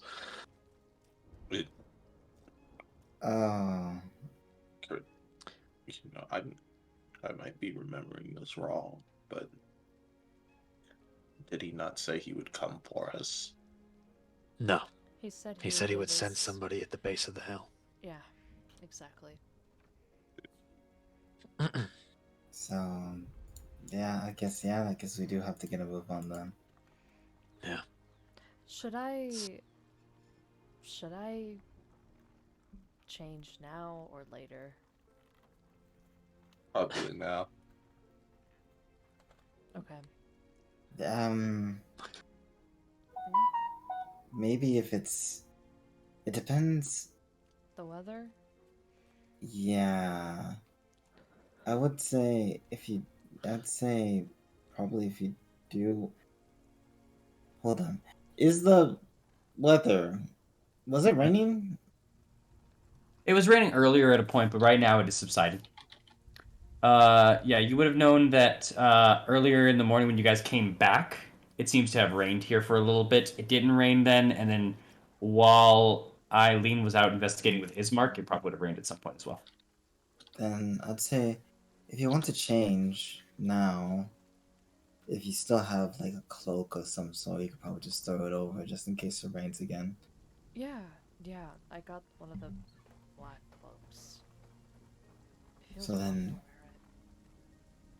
yes, but it's all that we have for now. Yeah. Alright, just give me a second. She's gonna find a private space to change into the fancy schmancy blue shirt. If anything, Thorn, you know that at the very least the only private room in the church here would be the storage room that you've left unlocked there, so. Yeah, I would. Yeah. I'm going. You know what? I'll just go with Eileen and wait outside of the storage room. I'll tell her about it. That way I can lock it up and then give the key back to Lucian before we go. Got it. Okay. So you find a safe space and you change up into your fairly nice set kind of blue coat set on at the top. Mm-hmm. It looks very nice. She'll she'll look to Thorn and ask, what do you think? Think it's fine? Looks great. I'm still surprised you're dressing up for him, but I mean, I guess if there's ever a time to make an impression, it's now, isn't it? Well, he's also been avoiding me. So if I look nice and I sit at the head of the table, maybe it's a double intimidation kind of thing. Yeah, if you can intimidate that man, fucking more power to you. I hope you can. I am so fucking scared right now, it's not even funny. Hey. So, what do you get when you have a vampire in really cold weather? I don't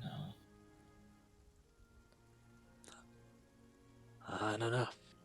What? Frostbite.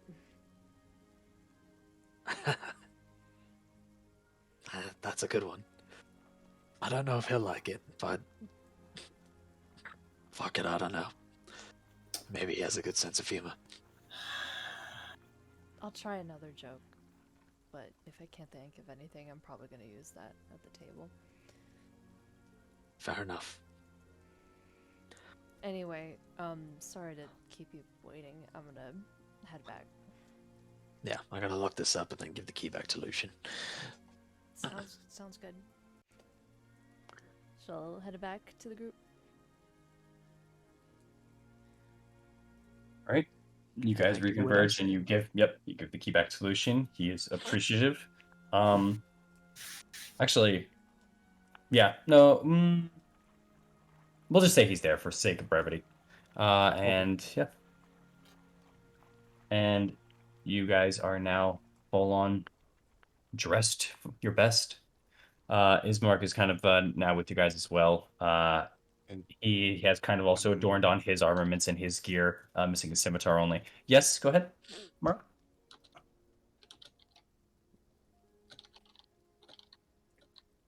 Maro? are you Oh. Ismark, are you sure you want to come?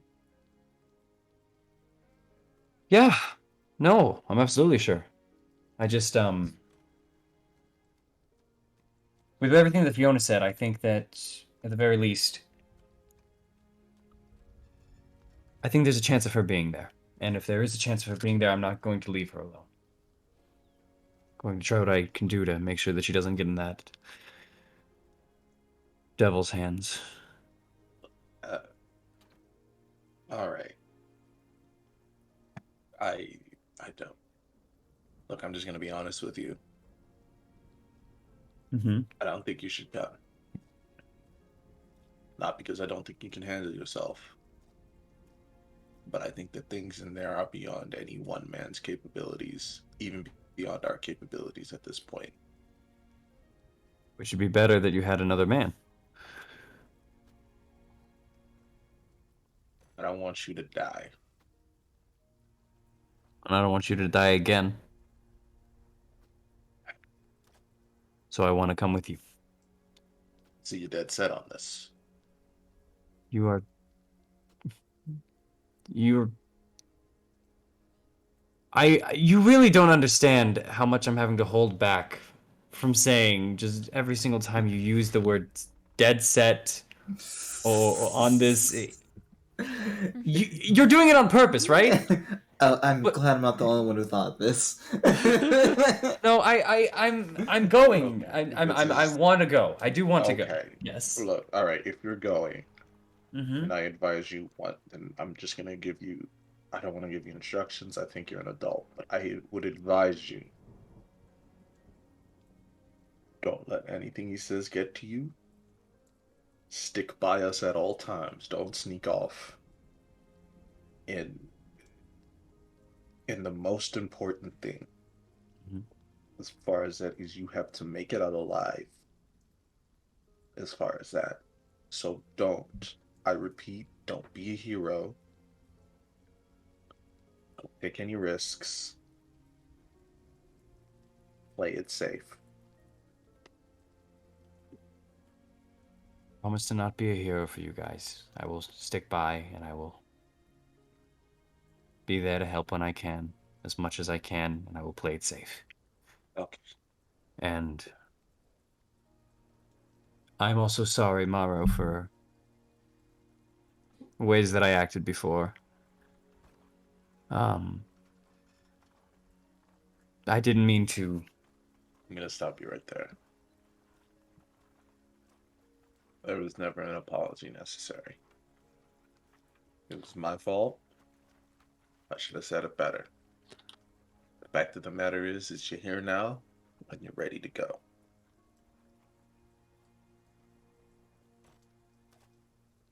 That's all that matters. Thanks, man. All right. Just tell me when we're going. I'll be here. Checking on my equipment.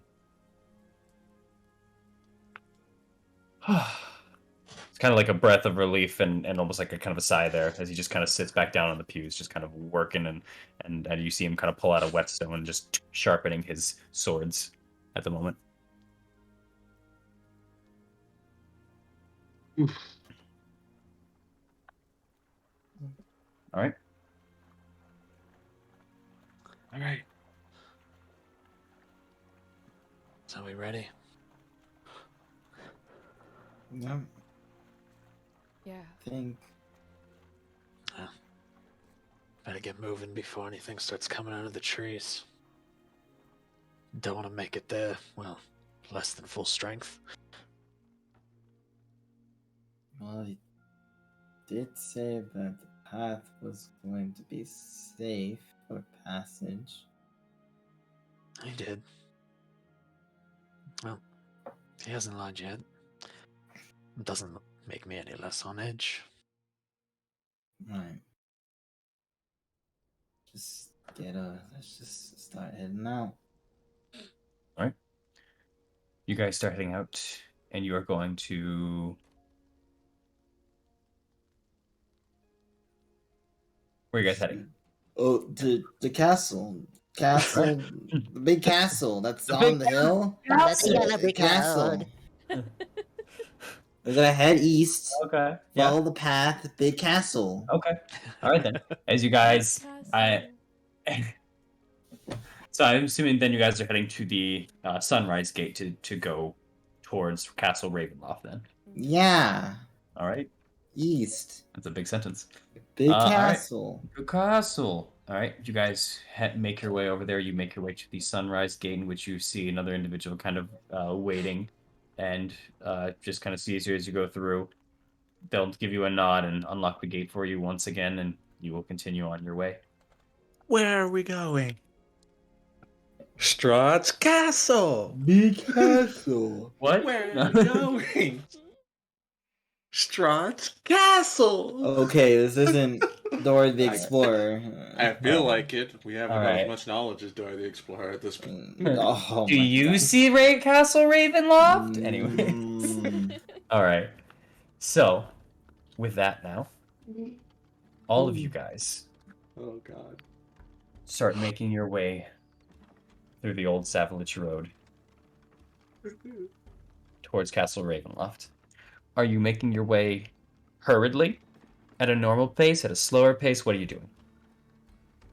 Can we make it there at a normal pace? I'll say if you're checking kind of through the map, and you've already been on this passage before, I'll say roll me a cartographer's check with intelligence for the map real quick. But with advantage because of the map.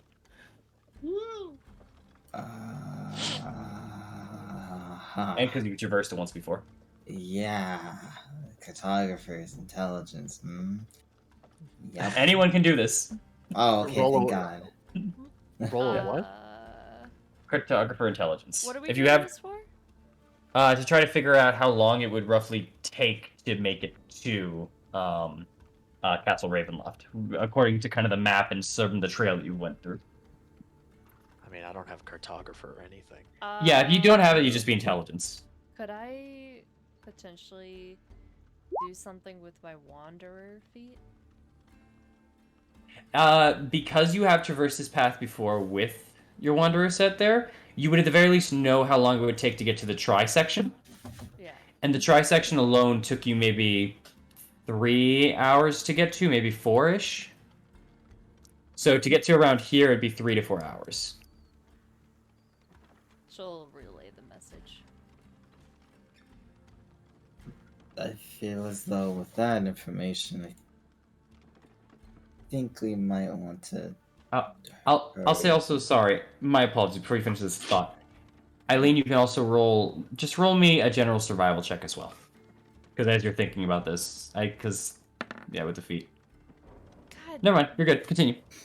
I think we should maybe just hurry at least a little bit. Just at least to the tri area, and then we could probably walk the rest of the way. You think like maybe a fast walk? Yeah. Probably. Probably. Yeah. I don't want to be in too much of a hurry to see this man. I understand. Yeah. Definitely not too much of a hurry. But I also want to make it there before it gets late. I don't want to spend the night either. Yeah, no, neither do I. Right. Then you all are beginning to head over there. Yeah. You're going at your slightly hurried pace. And very much so are going through these familiar paths in areas that you have walked through. Some areas where you carried Ismark and Irina to this city once, or to this town once before, and where you rescued Myrtle and Freck as well. But also where you've had battles along the way as well. And along all this, and while you're thinking about this, Amaris, you immediately hear rustling coming from the right bushes, to the right side bushes from you all. And very abrasively, very quickly, out jumps a wolf. But Oh, no. it's alone. And you see it looking at all of you as it pops out, and very much making its presence aware. You see its eye kind of gleams and has almost like a red shine to it as it looks over at all of you. And then it starts jogging onto the path. The way that you guys are already jogging. Is it? It's this our our escort. Yep. It's our motherfucking escort. Okay. Kind of just. Yeah, go ahead. Kind of tell it in dog speech. No. Woof, woof, woof, woof. To kind of lead the way. Or at least kind of give it the look. Kind of give it the look, kind of make it convey, like, lead the way. You kind of give it a look real quick, and its eyes kind of focus onto you for a moment, but it doesn't seem to convey anything back as it just kind of starts walking its way onto the path. It is going a little fast, not insanely fast, and it's pretty much keeping the pace that you guys had previously, as you guys follow it through. Fair enough. Are you all still following it, or do you want to slow down or speed past it, or what you doing? I guess we follow it. Let's just follow it. All right. As you guys kind of follow through, and as you're going around the bend that you very familiarly kind of gone through before, you know that the lake would be coming up and everything, but however, you see the wolf turn and start going to the right side and going into the forest. Oh, sick. Nasty. Or into the woods, sorry. Awesome. Yeah, we're just gonna continue to follow it. As that's happening, just gotta kind of go up to Thorn. Good buddy. Yeah. I'm just gonna say. So, didn't get to say this before, but I think this is a good time to say this now, but, you know, it's rather curious on who you, on the people you keep finding. I mean, the first time, although you didn't really necessarily bring them,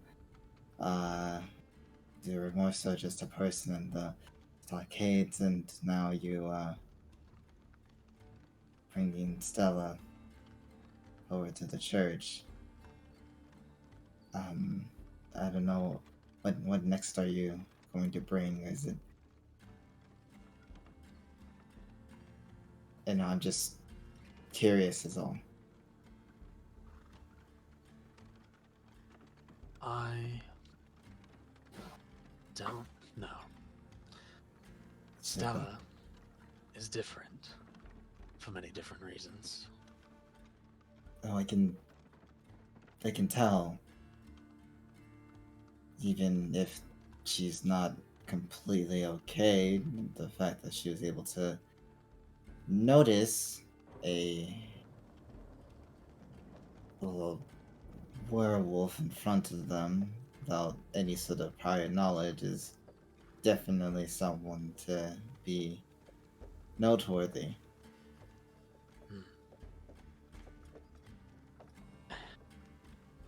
Barovia is different than a lot of things I've dealt with in the past. Dragging in people to Fethrin, trying to build a town, it's a lot different here. But I was told a long time ago to be the best man I can possibly be. And I didn't understand it at the time. But I think being here now, I understand who I am and what I need to do.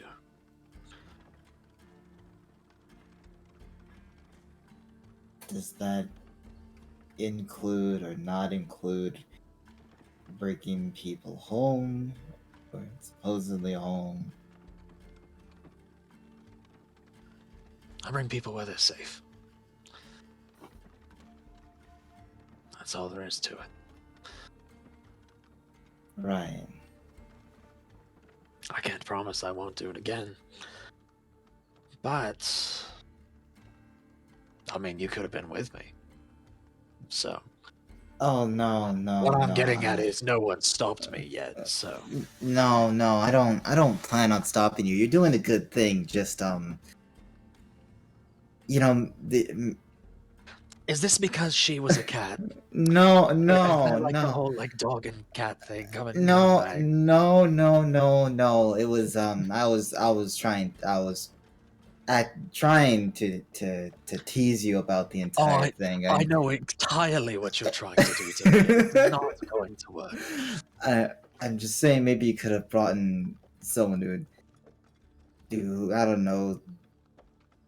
I was thinking maybe didn't need help, maybe someone who maybe you fancy. I mean, Tell you what, I don't know. Morris. Tell you what, I'm gonna do something for you. The next time I go out looking for anybody who's in need of help, I'll bring home a nice, attractive dog boy for you. How about that? And That's he'll pat not you on the back and walk forward. I grab him by the shoulder and pull him back. You and I both know that's not what I meant. No, that's what I mean. Well, you do that, I will harm you. I mean, you know, been there, done that. That's not what I needed to know. I mean, you harming me, kind of thing. You Oh, did no. kind of tackle me out of a window.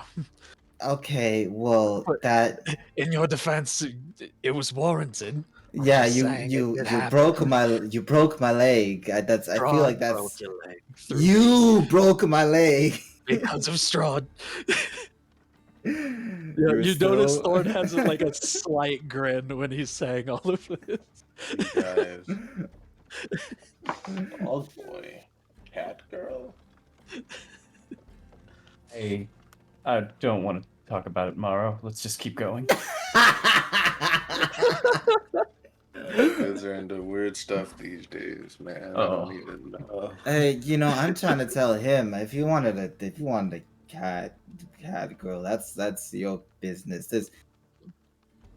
There's a race that might suit your fancy, but that's not my business. So are you guys following the wolf, or did you just go on your own path? We're following the wolf still. This is all going on as we're following the wolf. As you begin following the wolf, you start going through the forest, and thanks to the wolf kind of guiding you and both Eileen's ability, you make perfect headway and can cut off a very large chunk of time from your trip and arrive back onto the trail over to here. You have successfully cut off maybe an hour onto the trip. See, Oh my god. that's pretty good. That is pretty good. Yeah. Thanks to Eileen and Wolf. 3-day shipping on us. Yeah. Get them over here, which is getting pretty good because, in all honesty, as you guys get out of the woods and back to this moment, it is much darker than when you hit originally, and you can definitely see that your light source is fading, and to the point where Ismark, Thorn, and Mara, you guys are starting to have trouble seeing as you guys are going through, and it's getting more. Hold on, just kind of slap Thorn on the back and kind of cast light on his arm. All right. Cast light on it. You feel that pat on the back, and suddenly you're completely backlit, both literally and perception-wise. Just as Thorn, you become a very glowing beacon of moonlight as the night gets darker and darker, but you can all now see within 40 feet of Thorn. Yeah. As you guys continue onward. This is what? I was just gonna say, this is fantastic. Now I'm the target. Exactly. You're just the knight in shining armor you are. Let's not go that far.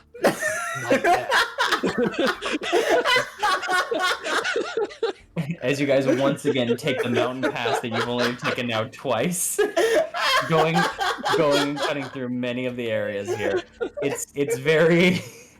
It is not as direct familiar sight to you, especially since you can't see too far from it. But it is a very nice little change of pace, as mountains haven't been a big thing in your guys' visits. It's been hill sets, rather large ones, and a lot of woods. This is just a nice, quick change of pace. Although you cannot full on see it, sadly. But yeah, as you guys once again hit through another bend going through the woods, you guys once again approach a very familiar gate to you that you had seen once before, and comparable to another one that you've seen back over at the eastern gate of which you first arrived into Barovia. A very big reminder of where you once started. But as you approach, the gate begins just opening up for all of you guys, letting you guys pass through. All right. Once more, when you arrive, you don't have to go much further until you start seeing kind of the path splitting off into three directions. One of which you came from, one of which you remember to be to the point of Barovia, and another one that leads uphill. Because it is dark and still a bit misty at points, you actually cannot see too far ahead of you, and you cannot even see, at this point at the very least, the visage that is Castle Ravenloft, but you do know the direction to go here. And the wolf itself, as you all just kind of reach this crossroad, or this trisection, I don't know what to call it, T-section, that's what it is, stops at the path that you all know to be Castle Ravenloft and turns at all of you and just kind of looks at all of you. Where are you guys headed? Towards the path. Yeah. To Castle Ravenloft.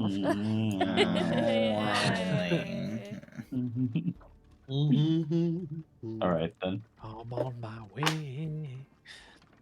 As you guys take that path, the wolf kind of looks at all of you and then looks at Amaris for another couple seconds and then starts heading back towards the gate. Oh, oops. I moved to you guys instead of there's no wolf with you guys. Damn, Never it's mind. got the power to move us to a gate. God damn! It launches you guys over the gate. No. It's Sif. Ooh. As you all begin kind of making your way up towards the mountain here, you see that even the mountains themselves just have immeasurable amounts of fog. It's rather inescapable no matter what part of Barovia you're in. And ahead, this dirt road in front of you just... Oh, sorry, my apologies.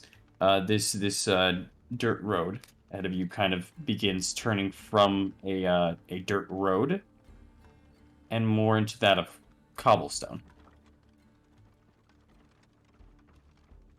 While you are approaching up, parked not far into this kind of area past this forked little area of the road here, pointed eastward is a large black carriage drawn by 2 black horses. And as you all approach, the horses begin to kind of snort puffs of steamy breath into the chill of this mountain and night air. The side door of the carriage swings open silently as you all approach, the moonlight from Thorn illuminating the door. That's fucking Man, ominous. Whether you felt it before or not, the cold air of the mountain is chilling you now a little bit. Man, no nightmares? Come on, man. What type of service is this? Oh, he'll give you nightmares. Oh. So, we just go in the carriage? Looks like it. Alright.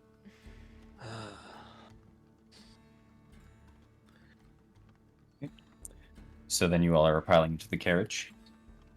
Alright. All right. Yeah. It has enough room for all of you guys to enter in, all 6 of you. As you guys begin just kind of piling up one by one. There's actually a fair amount of space in this. This seems like it could actually hold maybe about 8 people inside of this carriage, so you all have roughly enough room to kind of be comfortable with yourselves. Whatever side Morrow is on kind of almost fills up, but yeah. And as you guys now get inside the carriage, the door shuts. And you all begin feeling the carriage itself begin getting bumpier and bumpier. You feel it moving and lurching forward. You hear the exhales and the just kind of exertions that the horses are making as they begin moving the cart. And whatever you are thinking in this moment, the journey you took to get here, the moments leading up, before even getting into Barovia, is completely and utterly filling your mind. And while you linger on these thoughts, we're going to take a break. I fucking knew it. Damn, son. All right. Shit, guys. Ah. We're finally here. The tension. Can I'm you like feel shaking right now. I'm like, come on. Man. And in the next 15 minutes for Dinner with Strahd. We'll be right back after these commercials. Oh boy. You're here, y'all. We did it. Yup. Now you see Mo. No. All right. We need to go to break so we can come back quick. Come on, All y'all. right. Let's do this. We will be back soon, guys. All right. Break. See you guys.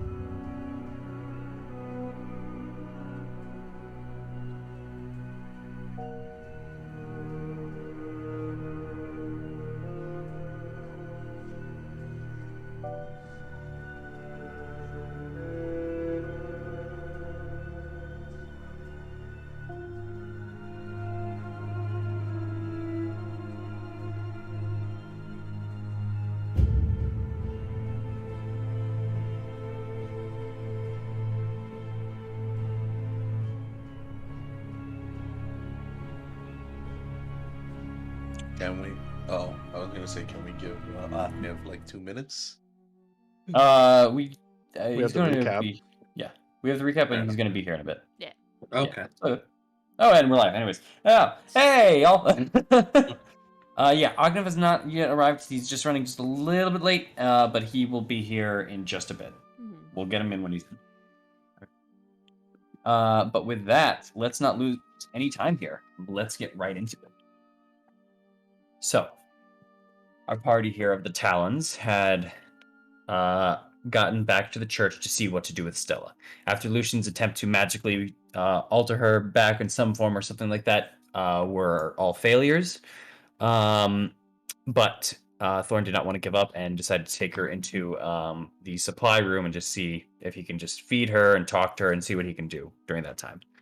In the meantime, Eileen and Ismark searched into Vargas's house to see if they could find any clues on Irina. Unfortunately, coming out unsuccessful, but they did find Victor there, seemingly grabbing some papers and books and things of that nature, in which Eileen had spoken to Victor and found out that Stella had been a recipient of the spell Suggestion over and over again for about 6 months from him, and maybe was partially due to the or partially responsible for the cause of her now new mental state.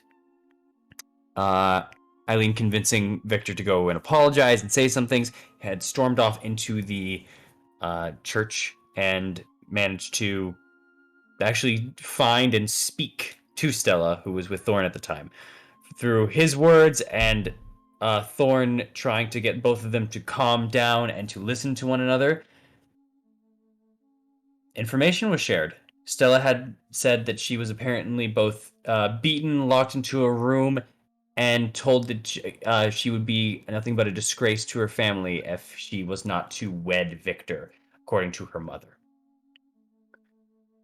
So, in light of this new information, Victor does not seem to be the only cause to her mental condition, and some progress was made through the help of the party here, especially Thorn.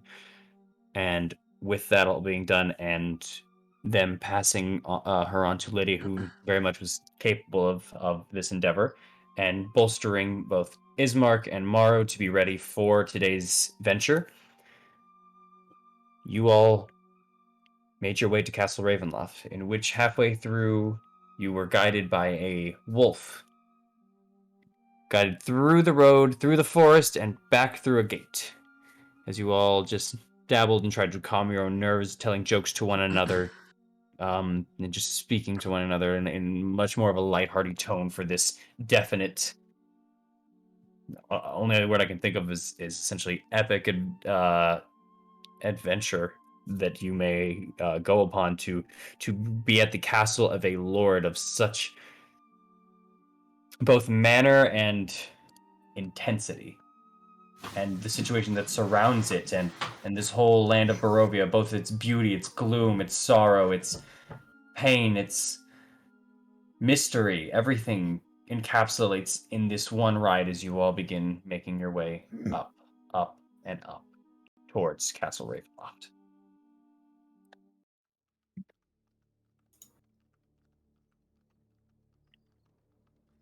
This is the song there. There we go. The cobblestone road is a new kind of sound that you're being affected by as you all slowly make your way up this path. You all have but a couple of moments, however you wish to spend them, as you feel kind of the curves and the winding road that these horses are now kind of just taking you through.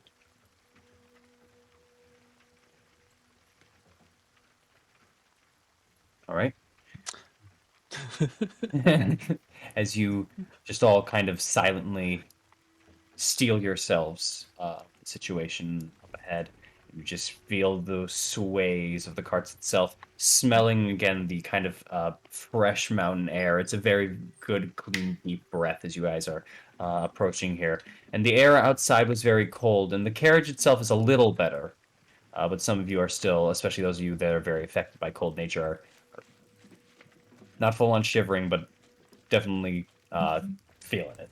Oh yeah, Eileen's gonna bundle up a lot more. Mm-hmm.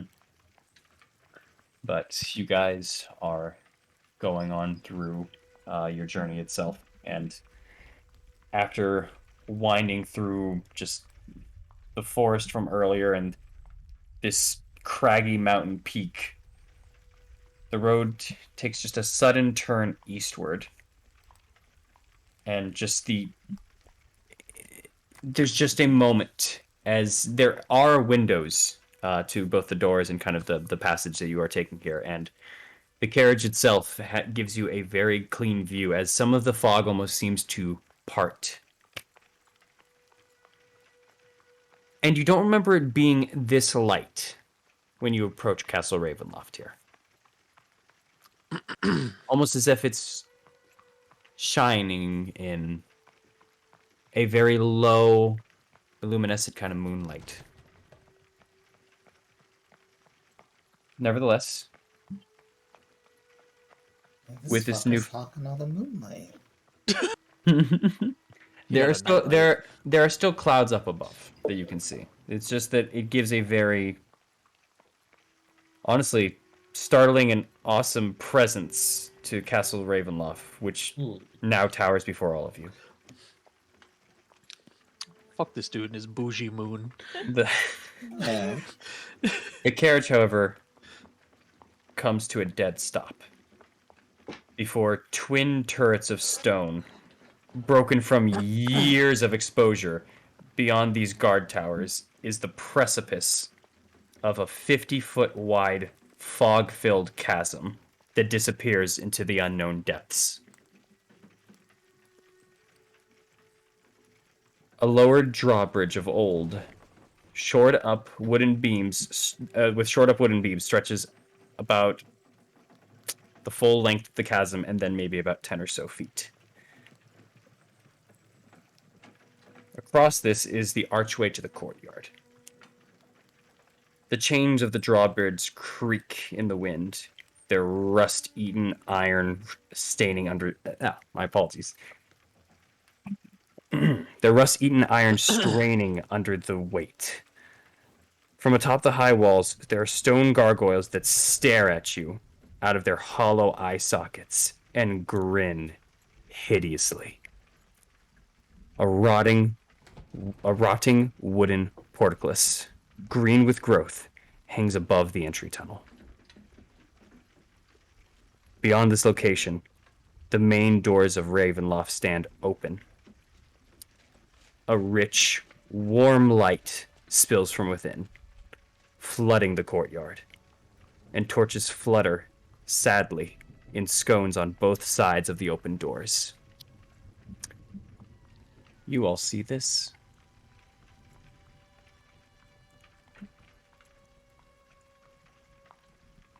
Bruh. Oh, it's the picture. The picture. Eileen will just look over, like, the chasm and just kind of mutter to herself, like, I hope I don't have to jump off of that.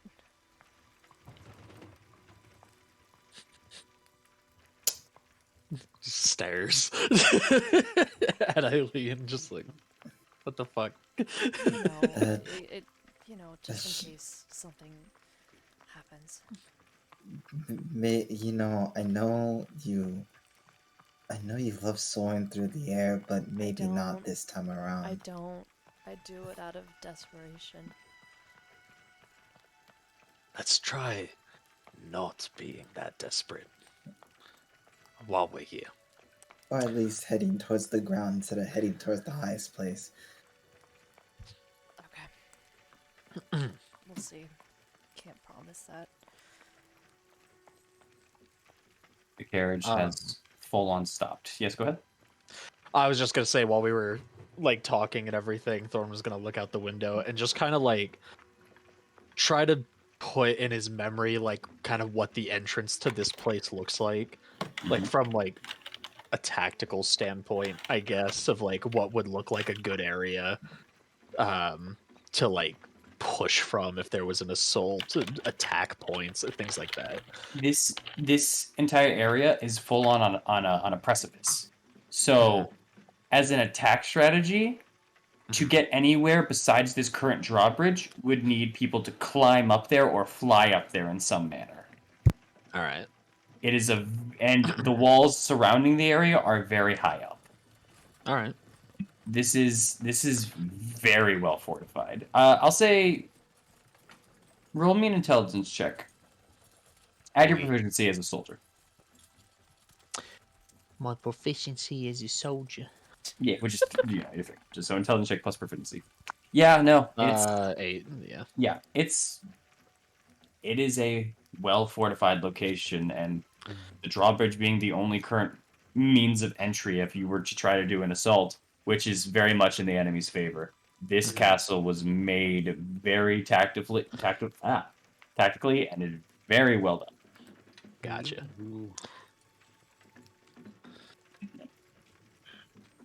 All right. What do you guys do? Get out of the cart. Carriage. All right.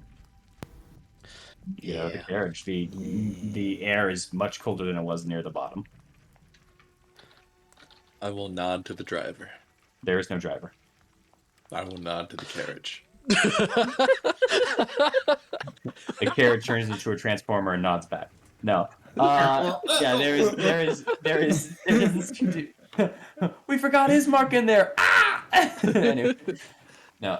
Ismark and Ognev come out with you guys, and as there is no driver, the horses give no response to that nod. The carriage just kind of stands for a moment before waiting till each and every single one of you gets out, before turning around and heading back down the trail.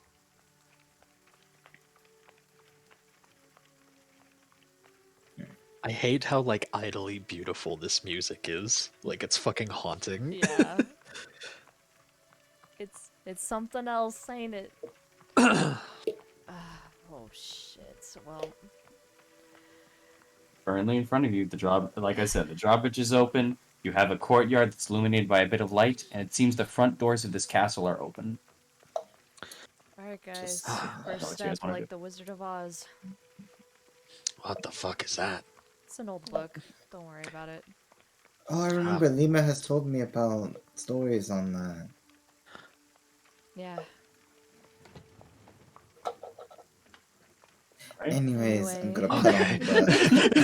I'm gonna put on my vestments. All right. As you guys kind of approach this just essentially massive stone structure, this castle itself, you guys are crossing the drawbridge then? Yep. Yeah. All right. Yep. All right. Standing tall All right. and proud. As you just start going through and now kind of stepping onto the drawbridge itself, you're hearing some of the creaks of this old wood as you guys all kind of walk through, and are definitely seeing that while definitely this is a sturdy kind of drawbridge, it is very old. You see the age and the damage on this thing, and some of you are also focusing on parts of the planks of the drawbridge are actually missing. It's very easy to avoid them, but it's already unnerving. So unnerving, in fact, it makes you very much focus on them. Except for Amaris, who, as you are going through the archway of this area here, you pick up on one more detail. Oh. The organ. Entering, yeah, the organ. As you enter into the castle, the archway here above you, you see almost a slight discoloration to the kind of gray, soulless like color that the stone itself has, and you see a slight motion of green move.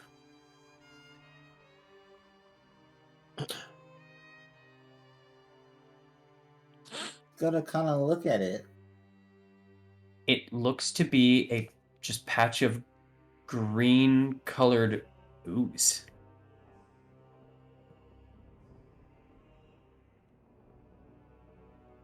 Man, this man doesn't even clean. It is very still. It is rather large in its clump, and it's kind of above some of you guys as you are walking. This dude got a gelatinous You cube would instead. it's very hard to be noticed because it seems to be seeping from some of the cracks above as well. But with your high perception. This man doesn't clean. Or this is just a trap. That if we were to fuck up and try to run through the front door, might just suffocate us. Either way, this man doesn't clean. I'll keep note of that, though. Okay. Then, as you all kind of begin your now new venture inside, or at least to the front of the courtyard, you full on make your way, and this thick, cold fog that kind of swirls in this courtyard is just gives you a sense of not full on suffocation, but like a hardness of breath before kind of dissipating, and just very quickly sporadic flashes of lightning that are just lancing the weeping clouds overhead as thunder begins to shake the ground that you stand on. And a rain begins to fall. And through this little bit of drizzle, you see torch flames that are fluttering on each side of the keep's open main doors in front of you. Warm light spills out of the entrance, flooding right into the courtyard. High above the entrance itself is a round window with shards of broken glass lodged in its iron frames.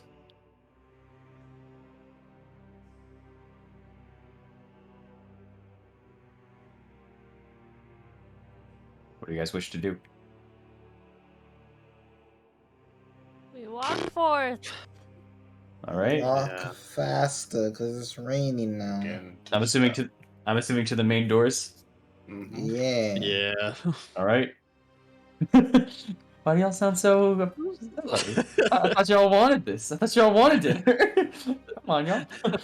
Okay, look, I was trying to avoid this, but now that we're here, don't prolong it. We just want to get it over with.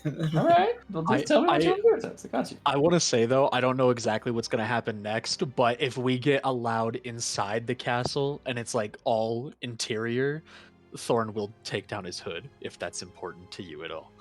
Okay. Well, the doors that are open as you guys are just kind of going in, you can actually kind of see that these ornate outer doors that are hanging currently open are flanked by again these just torches that are going in and out, and iron scones holding them. But 20 feet inside, past those doors, the castle has a second set of doors which are currently closed. However, there is now a roof over your guys' head, and you guys are out as you approach these doors. And welcome, Octave. Welcome. You You've arrived just in arrived. time. You are in front of the gates where the main open doorways are at Castle Ravenloft right now. They are open, revealing to another second pair of doors. You are all there, and Ismark is with you guys. Yeah, you booty up Strahd there. Don't worry. I got you. Cool. Well, let's keep going. Mm-hmm. All right. Thorn, are you going first then? For this party. Yeah, I'll keep going. All right. You kind of go first on ahead a little bit of the group. And as you kind of go inside, the secondary doors are still in front of you. Still heading in? Yep. You know, I'll knock on it, or As yeah.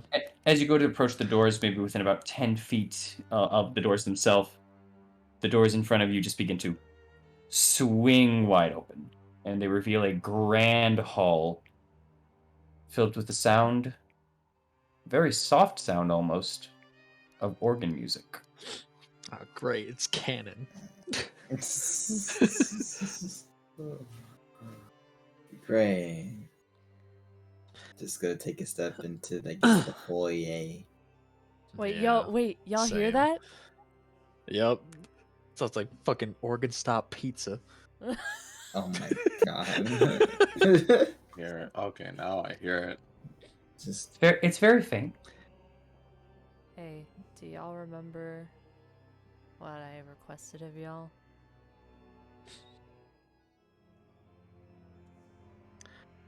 the Piano?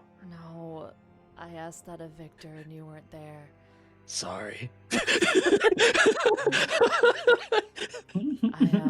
I asked if I could sit, if there's a head, I'd sit at one of the heads of the table.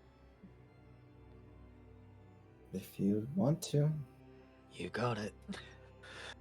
Thanks. All right. No problem. Then, also revealed to you now, Thorn, as you are now very much approaching this kind of entryway here. Mm-hmm. There are, and to the rest of you as well, there are cobwebs that stretch between the columns that support the kind of vaulted ceilings of a great dusty hall that is dimly lit by sputtering torches and iron scones once again. The torches cast an almost almost odd shadow, or shadows, and honestly, across the face of about 8 stone gargoyles that are all squatting motionlessly on the rim of this domed ceiling. Cracked and faded ceiling frescoes are covered by decay. There seem to be some sorts of depictions of some artwork onto the top of the roof of this place. But it's kind of hard to make out, as the shadows are very wildly moving and making it very hard to discern what the frescoes are without paying a little bit more attention. But before you can focus in on that as well, you also notice that a double doors of bronze stand completely closed on the opposite entryway of this area from you. To your left is a wide staircase that climbs into darkness. A lit hallway is to your right side that contains another set of bronze doors, though. And as you kind of go through, and as some of you are starting to hear again this music, this organ, you're hearing that sound come from that entry to your right.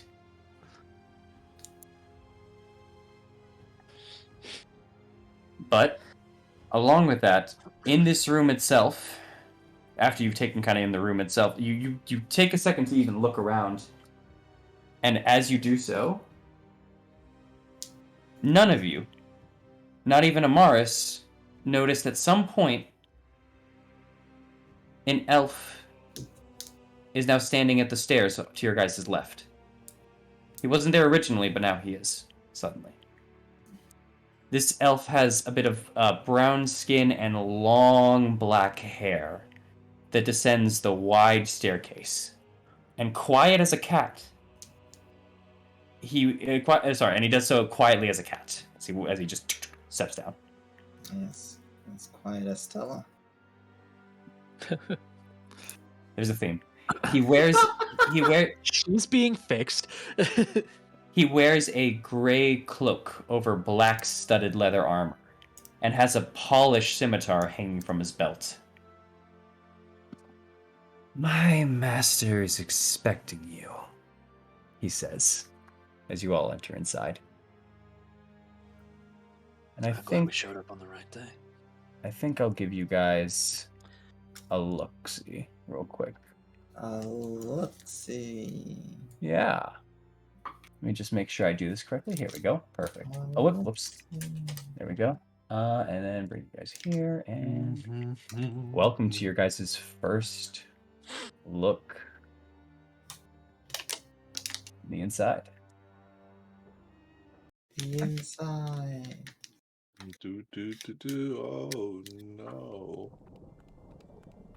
Where are we? We're in the middle.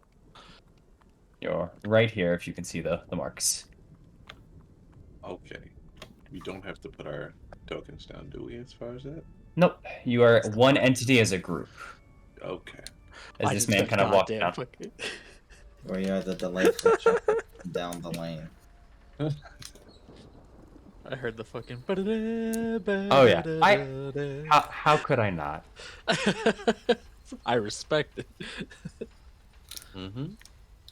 As you all enter in once more. Actually, also, I apologize. Actually, technically, with this would be open at the moment. Boop. So with this. Am I still shining like a fucking beacon? That would have expired by this point. Okay, You only last an hour. You guys have been I was traveling just curious for if I was just standing here like a flashlight. Just No. Even if it would still be active, I would have turned it off the minute we got here. Yeah. Okay. There's some light for you guys right now. Gotcha. Inside here, yeah. And And as this individual here has just said, my master is waiting for you. And he kind of just points down with his arm a bit this way. Just going to bow respectfully and then start heading in that direction. He gives a nod and a wide smile to you. Yeah. Thanks. You can definitely you can also see marks, although this is a very clean, kind of proper looking individual, and with all that silence and everything, you do see some marks and cuts around him. Both primarily on his face, as the rest of his body is mostly covered up. I'm sorry, Thorn, go ahead. Oh no, it's alright. I was just gonna say I follow kind of what Amaris does, but like a half bow, like the kind of just like head down, but keep walking kind of thing. As you do that and you guys start walking down, he just says, so formal. I like it. Are the rest of you following in suit? Yep. All right.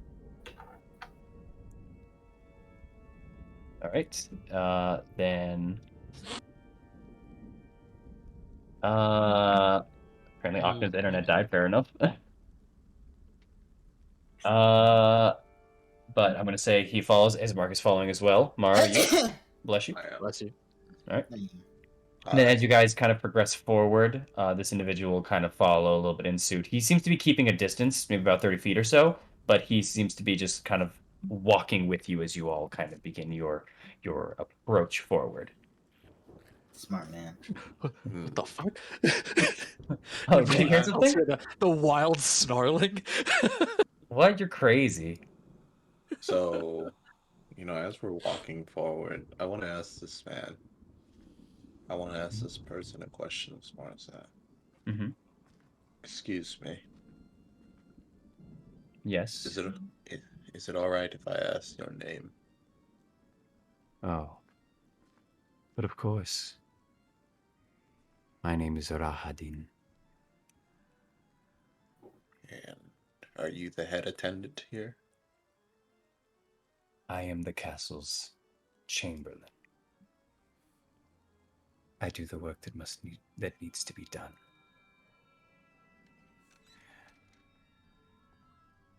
I see.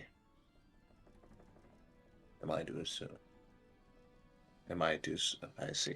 And then am I to assume that work includes tending to any guests or anything that is required of you when asked to as far as that? If asked, I would. However, I have just been asked to guide you all forth for dinner. Most of my duties revolve around the castle and to what my master wishes.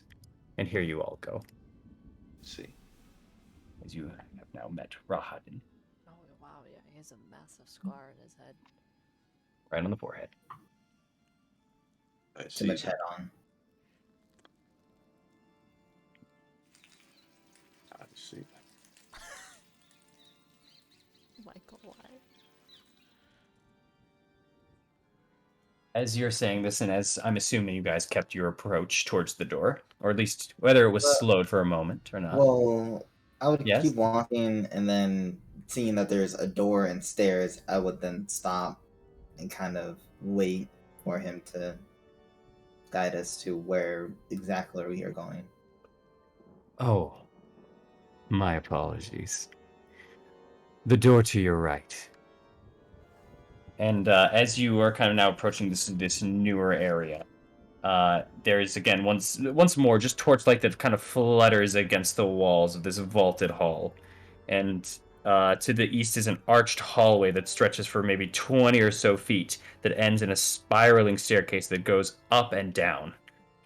Next to the hallway is a suit of armor that is oiled and glistening. It stands completely full and at attention at this little alcove next to the stairs, but it's separate from it. As you guys can see, it's right over here. For those that have proficiency with heavy armor, you would immediately recognize that this armor is plate mail. Hey. Yeah, that's that good stuff.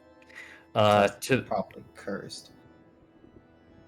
Well, anyways, to the west is kind of these large double doors that hang slightly ever so open, and a steady and bright light escapes through the opening itself. Swells of organ music come from behind the door, spilling their melody of power and defeat into the hall. As you all approach. Do I recognize the piece that he's playing? You do have proficiency with piano. Roll an intelligence check plus your proficiency with piano. Let's see.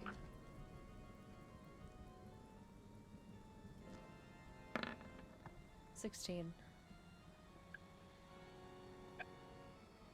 The manner in which he's performing almost doesn't feel as though there is kind of a set piece to this. Instead, it feels like it's following a rhythm. You think this isn't an actual piece itself, but more so an artist themselves completely free-forming a piece itself. It feels at least something you either haven't recognized or just in your head original in some manner, in some way. It's overall, though, I will say the piece is nothing really like you've very much heard before, even your own work and lines of piano work. Mm-hmm.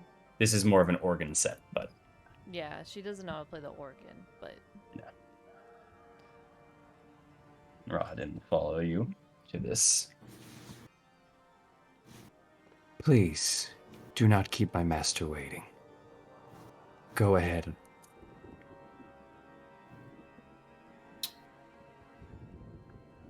Is it viewed as rude if we're the ones to open the door instead of him? Are you saying that, or are you asking me? I'm asking you. At times, it really depends on the house or depends on the position of the individuals. This would be a time and a place kind of thing. So, how to go ahead? No, look at him. How'd you get that fancy mark on your head, friend? oh my god. You know what? Fuck the courtesy. Oh, battle scar from a war. Didn't know Barovia had a lot of wars. Unfortunately, humans will be humans.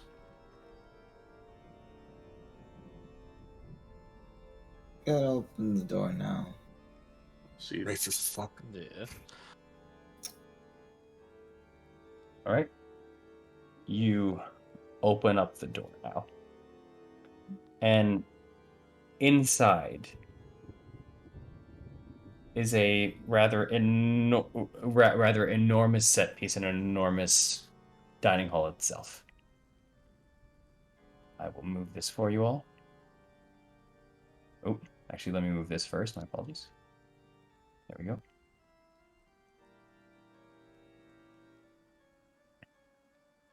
You all see 3 enormous crystal chandeliers, brilliantly illuminate. That brilliantly illuminate this magnificent chamber.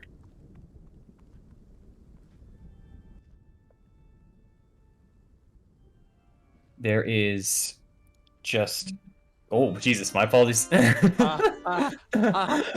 There we go. Here, I'll fix it. See, There we he go. hit us. Yeah. He hit a sour spot on the Yeah. organ. He hit the bass on the organ. Yeah. You walk in, Psychic Strahd's damage. having a seizure on top of the keys. He's dead. He's dead on the organs. Oh my god. No, there are just absolute pillars of stone that stand against dull white marble, and supporting the ceiling inside of this whole inside the center of this room is a very long, heavy table that is completely covered with fine white satin cloth.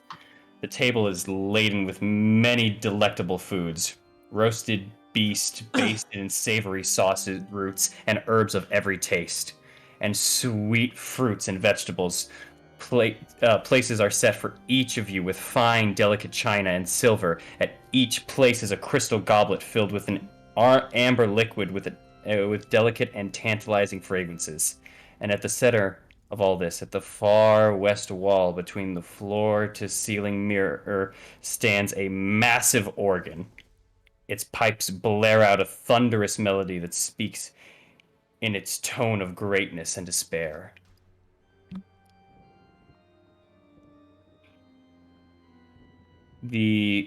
And finally seated at the organ itself, that facing completely away from you all, is a single caped figure who pounds at the keys in raptured ecstasy.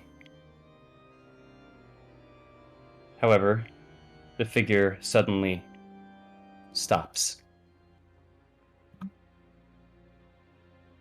And as a deep silence falls over the dining hall, it slowly turns towards all of you. Dressed not in his usual full set attire, but instead a rather formal, kind of dark reddish cape. Also, when I put this out, sorry.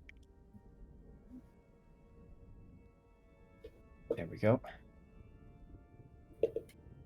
Yeah, dark, kind of reddish, kind of purple exterior cape, and a more red dress shirt than his usual white and blacks and leather armor pieces or furred cape.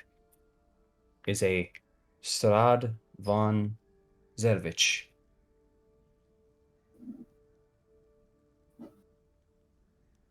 He turns to all of you with a smile and says,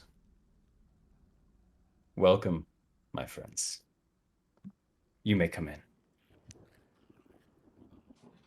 Take a step inside. Yeah. All right. While you do that, he takes a step in next to his chair as he just waits for all of you to funnel on in. Gonna At funnel this, in. okay. Is everyone going in? Yes. Yeah. Mm-hmm. All right. Octave? Mhm. You as well? Yes. Okay. Just wanted to hear everyone. All right. As you guys go on in, the individual here is going to go to the doors and begin closing them for you guys. Just because he's so kind. I will nod my thanks to Rahadin. He smiles and nods back at you. Should we put our tokens out? I was going to say, if you would all like to now, inside of the room that you are in currently, you may, in fact, put your tokens. All right. I will close the room for y'all. DM, Yes? I would like to pull out my wine. Ah, what a lovely gesture. Yes. All right. Well, then, all right, I'm gonna do this. I'm gonna make my way over to this man. Mm-hmm. Hold on. I apologize. Just setting something up real quick. Oh, All oops, right. daisy. I just on my end. Don't worry, it's not you, it's me. Okay. I was about to say, hold up, and you're dead. Make a con save. There we go. Lighting is tricky. All right. So as you all kind of arrive on there, you can choose all of your seats. And as he watches you approach Morrow, he just kind of puts his hand out and just points to the table. In the centerpiece, you already see a couple of wines, and he says, "You may place it there, Morrow." Let's see. It's house. It's a housewarming gift. So that's that. Also, it's good to have you back, my friend.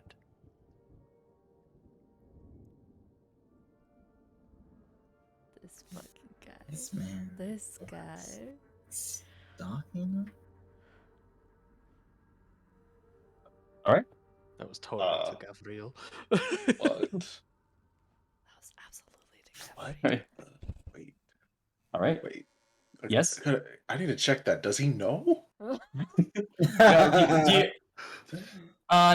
an insight check. Yeah, because like I'm a little confused here. Is he saying that because I died, or is it because of something else? Like,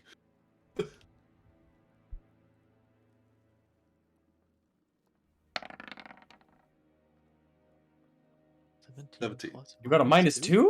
Oh, What? right. Plus Right. minus?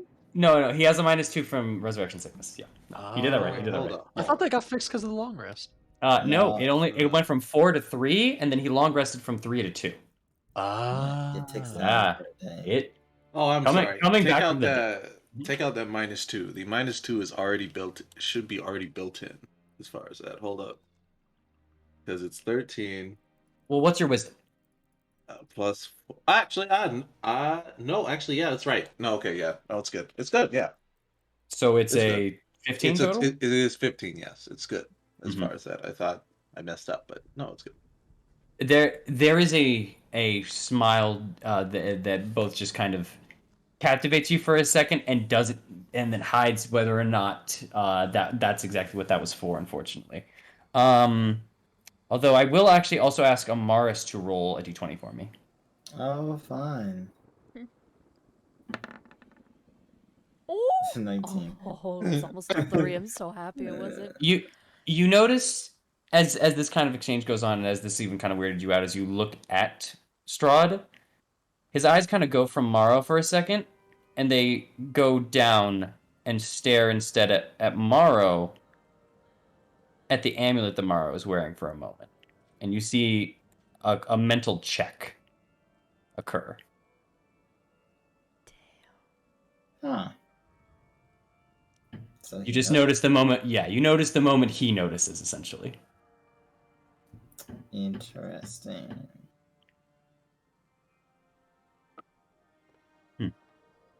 Place the bottle down and. Please, all of you take your seats. Actually, no. Before I take my seat, I'll actually. Mm-hmm. Fuck it. Before I take my seat, I'll pull out the chair for Eileen. The what? Pull the chair, head of the table for Eileen. Oh, okay. Pull it out for her. Oh. All right. Thanks, Amaris. Mm-hmm. She'll sit. And then I'll take my seat. Very customary of you, Amaris. Thank you. I'm not at the table. I'm not at No, the you're fine. table. You're fine. Manners, Thorn, manners. Right, just I'll ping. try to sit here. Yeah. Right here? This, Okay, got it. this like second Gotcha. chair here. There. Gotcha. Yeah, Got I'm you, Mars, taking as the well? chair right next to Eileen. I was like, I Right didn't here? want to do that and have it be like, "What are you doing?" All right. Crawl on the table. And How dare. Ognev, are you doing the one across from Thorn? All right, got it. As you all just kind of now sit down at this table set for all of you. first off, he's just kind of letting you all sit and adjust yourselves. Are any of you guys getting any of the food immediately or anything like that? There's a wide platter kind of spread out here, and you see bottles of wine, including Morrow's, now set towards the middle of the table. I would wait until he sits down. Yeah. Fair enough. It's rude to eat before the host. All right. Because he might have things to say. He waits a moment for all of you to sit down and looks at all of you, and just kind of, you see a look across his face of just, like not a surprise, but a pleasant notice, essentially, as he then sits on down himself into his own chair. Thank you all for coming. I didn't know if you would be true to your word, but I'm glad to see that you all had at least interest in coming here. Oh, my apologies. Also, before I continue this, I need to put Ismark on the table, too. Yeah. Oh yeah. Yo, set him right next to me. Okay. He can choose for himself. Let him choose. Nah! He's a big boy. I think it's symbolic to be sitting next to Aknev and to Morrow. Mm-hmm. Oop, I'll put him down. Don't worry. He's dead. No, I was kidding. All right. There you go. Speaking of interest in coming here, I didn't expect you, Ismark. Well, you know me, full of surprises. Sure. So, the rest of you, feel free to dig in. Don't mind me, you all are incredibly late. I myself have already partaken in some of the food. Apologies for our late arrival. Eileen is just gonna have a glass of wine. I'm gonna insight check that one. Yeah, like Right. when he says food, did he eat at the table or did he eat some people?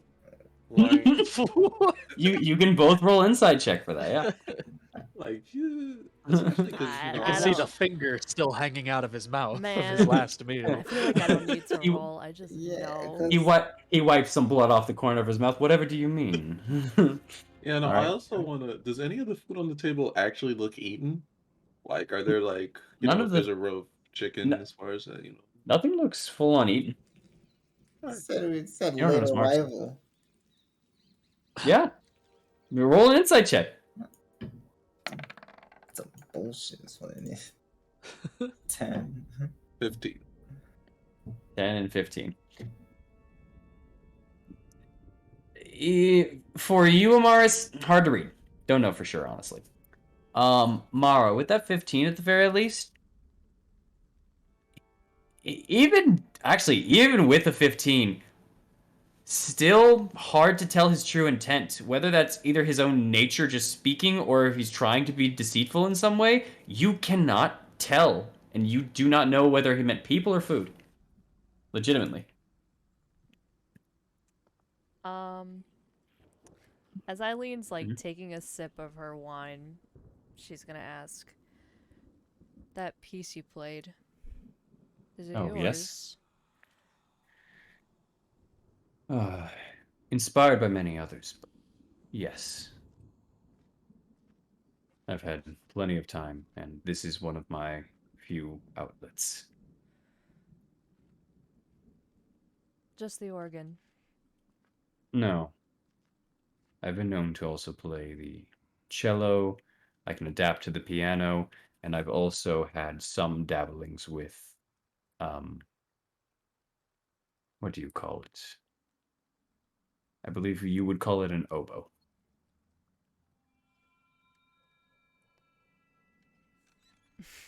Impressive.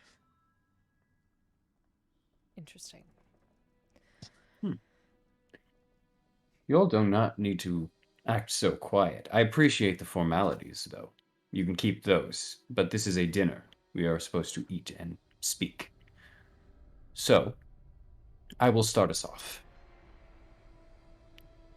First things first, All of you have been spending quite some time in Vallaki recently. Why the interest? You've been watching.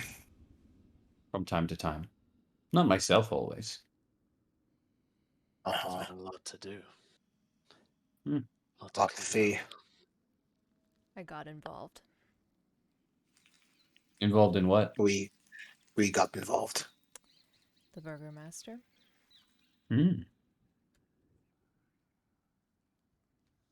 Yes, I've heard that there was a new burgomaster, and now there is no burgomaster?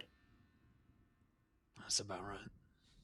Things happen. We meet people. You see people. And, You kill burgomasters over and over? Killing something like that. Killing Velokovich was in the best interest of the town. However, implementing Wachter was not necessarily in the best interest of them either. We didn't learn that till afterwards. I can only agree. However, I don't really find anyone fit to guide that city from its hell. Why? It's too far, and it's its own little pit. Vargas has planted a seed of corruption and madness inside of it, and to unravel that and undo that would take much more than your average man, and not much more than your average man exists inside of Vallaki. Average men can do a lot of things. Not surprised you would say that, Thorn. I'm kind of partial.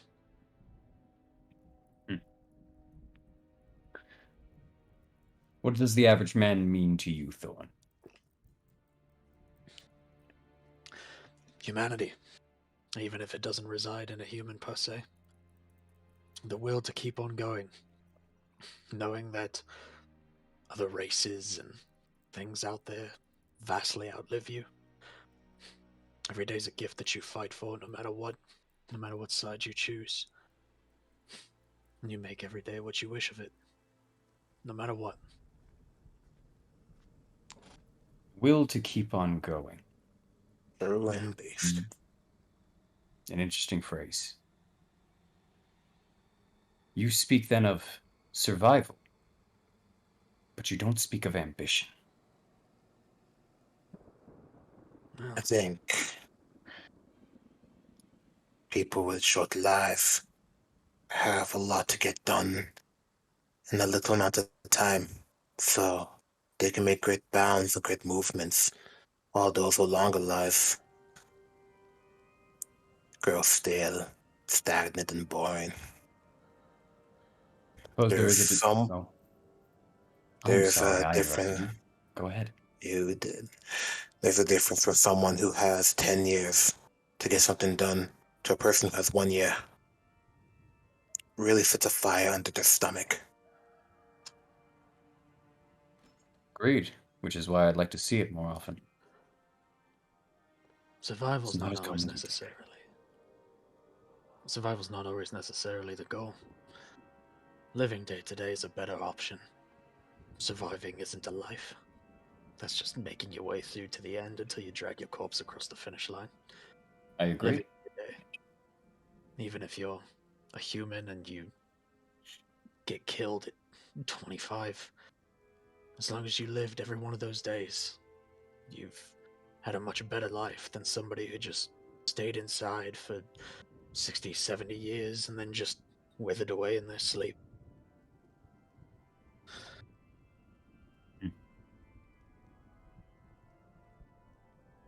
Eileen, as this is going on, you said you took some wine and you sipped on it. Mm-hmm. Was the wine itself from Maro's wine, or was it the wine that's kind of labeled out? Or did you even look at the wine labeled out?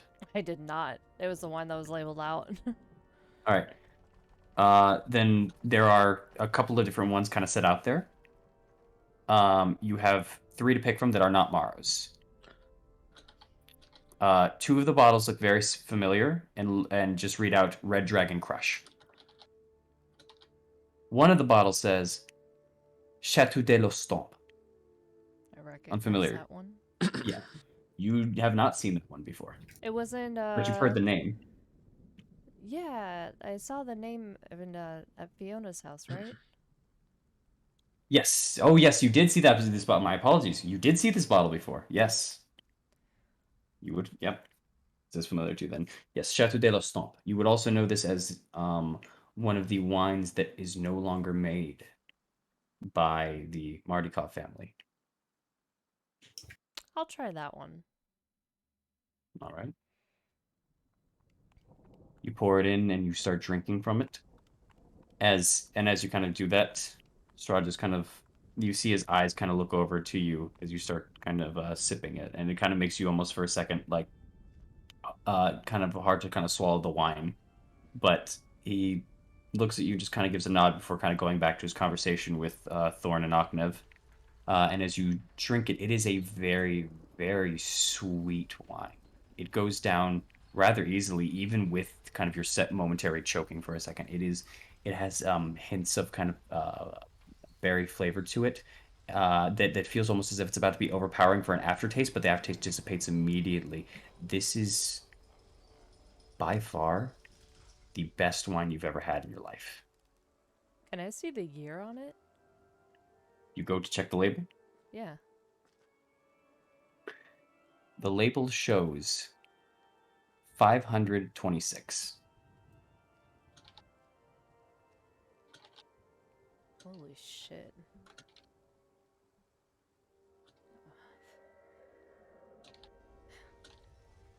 I see why Right. Fiona kept it. All right. As you kind of do this, are any of you guys partaking in any of the food? I shall give it a start. All Get right. some greens, you know? Yeah, there is a lot in there. Like I said, there's roasted beef basted in savory sauce, roots and herbs, fruits, vegetables. They're all there. It's all looks amazing. You know, I obviously I gotta eat with table manners, but I shall take bits of the roasted beast, the meats, as they say. Mm-hmm. And he also has plate. he has poured something for all of you as well. If none of you want to partake in the wine, there was also a wine cup as well next to each of you. But yeah, Is there water? unfortunately, it does not appear that there is water here. There is kind of a liquid in front of you that is kind of almost look wise, it would be closest to the color amber, but it is very liquidy. All right. I'll just do that. Okay. Thorn's not Yes. getting any food. Okay. I would just kind of get one of everything as much as would fit reasonably on a plate, and then just Not going full hungry mode. no, just she's formal setting gets a reasonable amount of food for an average person. All right. Everyone partake. Go ahead. Oh wait, does Amara still have the ice chest? Yes, the cold box. You should. Yeah. Let's go, Verve. All right. Write down Strahd left over. Okay. So as you all are partaking in this, anyone who is actually eating, the food is delicious. Some of the best you've had in Barovia so far, but some of the best food you've ever had as well for some of you. This is all very savory meats themselves, juicy fruits and everything. And Mara, as you said, you kind of drank the liquid itself. It kind of feels almost like a tea in a sense. It almost feels a little bit thick when it kind of goes into your mouth, and it feels sweet, maybe that of a sort of maple kind of maple mix of pomegranate and peach almost at the same time. Okay. And when then you you kind of say swallow it up. Yes. and when you say meats and beasts, as far as that, this is like actual beast meat. This isn't like people meat, right? Make an intelligence check with cooking supplies. Oh, I Is this? Are we eating Irina? Bruh. Don't say that. Is this some Well, Walking Dead shit? I don't have cooking supplies, so just intelligence. Just intelligence for me, and that minus So 2. that's Nice. 17 total. Yeah. This is not wolf. But it is definitely that of an animal. It is very delicious. Whether it be bear, whether it be deer, whatever it is delicious, but definitely not human in any nature or form. The meat is too large and uh, too unfamiliar to human kind of form. So yeah. Oh. It's a werewolf. Could be. All right. As you all are enjoying your meal, and as kind of Strahd is kind of taking a moment and just looking at each one of you individually. Morrow. That amulet of yours. Where did you find that?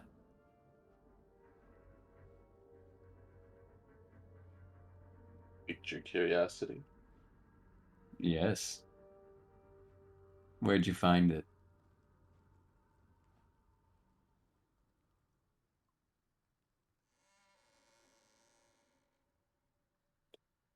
Found it in a home. A home. Yes, a sort of Hmm. large structure, a tower as far as that. I forget the name, but Large tower structure home. essentially. Well, it is very fine indeed. Would you be willing to part with it? I can make it worth your while. Oh, Yes.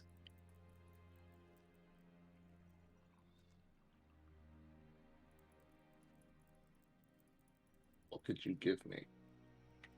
What would you want? I'm more interested in hearing what you want first.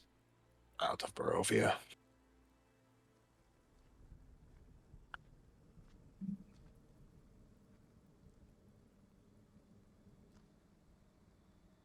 I'm not much of a deal maker as far as that.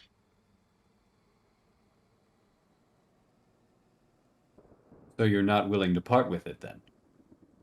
I didn't say that. I just said I'm not much of a deal maker. So make me an offer. Aye.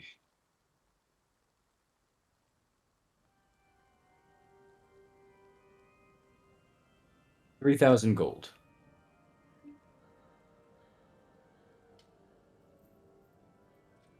Eileen looks at Morrow like in a worried look. Money in Barovia.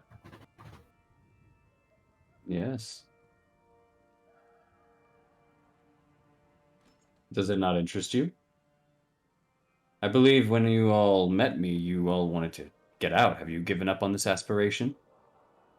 What is money Intent. gotta do with leaving? My aspirations have changed.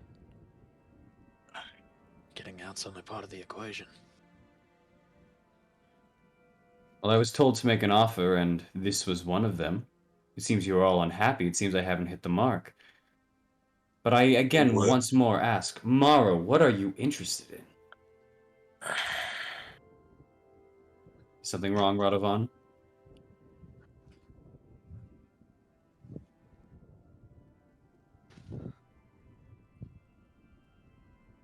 Yeah, was he talking to Octam there when he said Radovan? He's looking at Oknev. Okay. Kind of just look at Oknev. Is he? How does he feel about being referred to as Radovan? How do you feel? Unless you're trying to hide it. I did. He's definitely trying to hide it. You're trying to hide Yes. it, then yeah. And deception. Yeah. Deception, and then it'll be insight for Mars and insight for Yikes, bro. All right. Go ahead and tell Amaris and Strahd. He's just... Huh. Even though he's smiling, and I think it's the first time anyone else is really inside of this, he's just tired of all this. And is just waiting for the kicker, waiting for the story beat, waiting for the moment where it's, this is going to happen. He's just waiting to see what happens. And he's going to push it forward as fast as he can. Trying to push the beat forward. Got it. Got it. His gaze honestly goes away from you at that point and focuses back to Morrow. He had previously asked you, Morrow, what are you willing to trade for it then?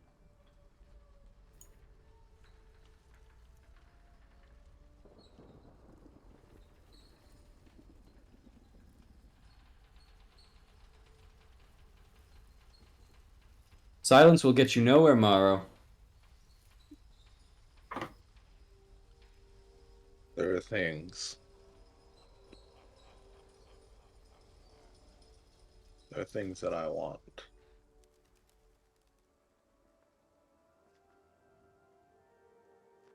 Yet you do not say.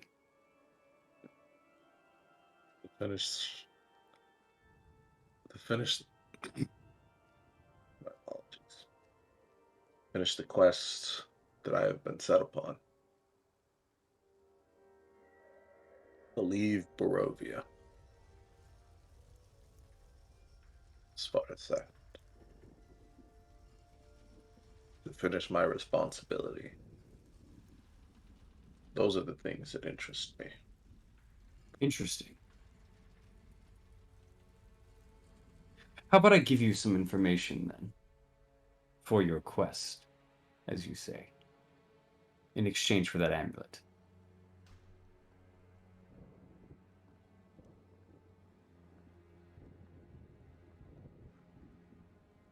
Why does the amulet seem so much to you? He looks over kind of at Eileen. Go ahead.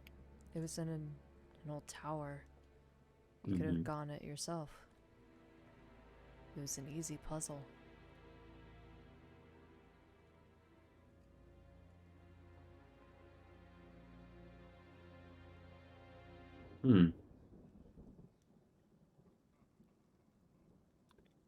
He kind of eyes you for a moment, Eileen, before kind of switching back over to Morrow. Did you all know that it was there beforehand? We figured it out. But did you know it was there when you got there? Oh, no. We just stumbled upon the tower and decided to investigate.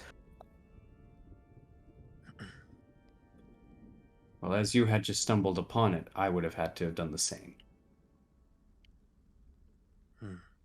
That is why I did not find it. However, I believe that may be an ancient heirloom to an old friend. Buried way below now. I would like to complete their catacomb. Or, not catacomb, my apologies, their crypt. And which gracious friend would this be? This would happen to be, I believe, to some of you all, would be familiar, actually. Here's the lore drop. Here's the lore drop. Here it is. Get ready, Mr. Sandman. Bring me a drink. Sorry. Still grabbing this. Okay. Oh, okay, spar weapons. Would this happen to have anything to do with the one-man garrison? His eyes kind of look over at you real quickly. But hold on just one moment. I do apologize. I really hope you don't give this amulet to him, dude. You need to... Like, if he makes... I mean, he's being so gracious. No. Boris. Call me. He almost killed you one shot the first day we were here. Do you forget that? We literally need it to continue on to quests. He sat on Thorn. He almost hung Eileen. He made Thorn break Armaris's leg. True. Why? Why are you so like? He's being so gracious to us. He fed you. He's abusive. Yeah, I'm still here. No. This is You. We're not talking to 100%, you. 1000% like love bombing. 100%. Like, Listen, if we're not- Strahd gets that amulet, Aknev got that mage hand. I'm just saying, like, I'm we can't leave that thing here. I know I can't. I'll get it back. I don't fucking care. I'll die. I don't give a shit. Not to die. But you know for a fact if someone touches that ring, all of them is like, oh, sword. I mean, What? What? You think you can outsword him right now? no, I mean, Aknev's pretty sneaky. I feel like you can outsneak him. Yeah, but if I stole it, like the story wouldn't work. Stupid. Come on. Which story? You know, like the plot line, like he finds you and kills you. Is that our I read- canon ending? I read the script. Come on. Oh shit! Right. We're not to that page yet. I didn't read ahead. that's page 62. We're not there yet. At this point, it's like I will trade the ring for water and big booty bitches. Anyway, as he seems like he was as he seems he had some words on the tip of his tongue. You said the one-man garrison, and he kind of stops for a moment. He looks at you, and he just kind of smiles for a second. I was going to say Tasha Petrovana. Asha. The witch. Oh. The healer of kings. But the one-man garrison, where did you hear that name? This I have to know. We've been doing a history lesson recently, reading a lot of books, isn't that right, tomorrow? And Aknev kind of aimed a glance at him to, go along.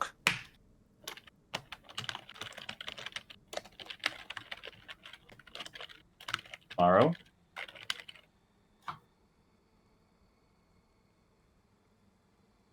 Okay.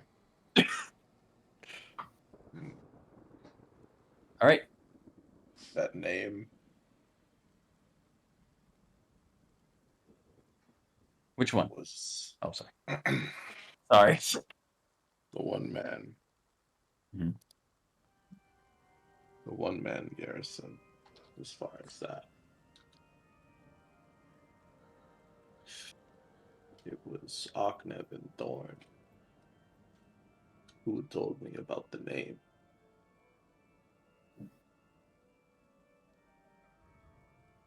Roll a deception check. You can do it with advantage, as you both are trying to lie here.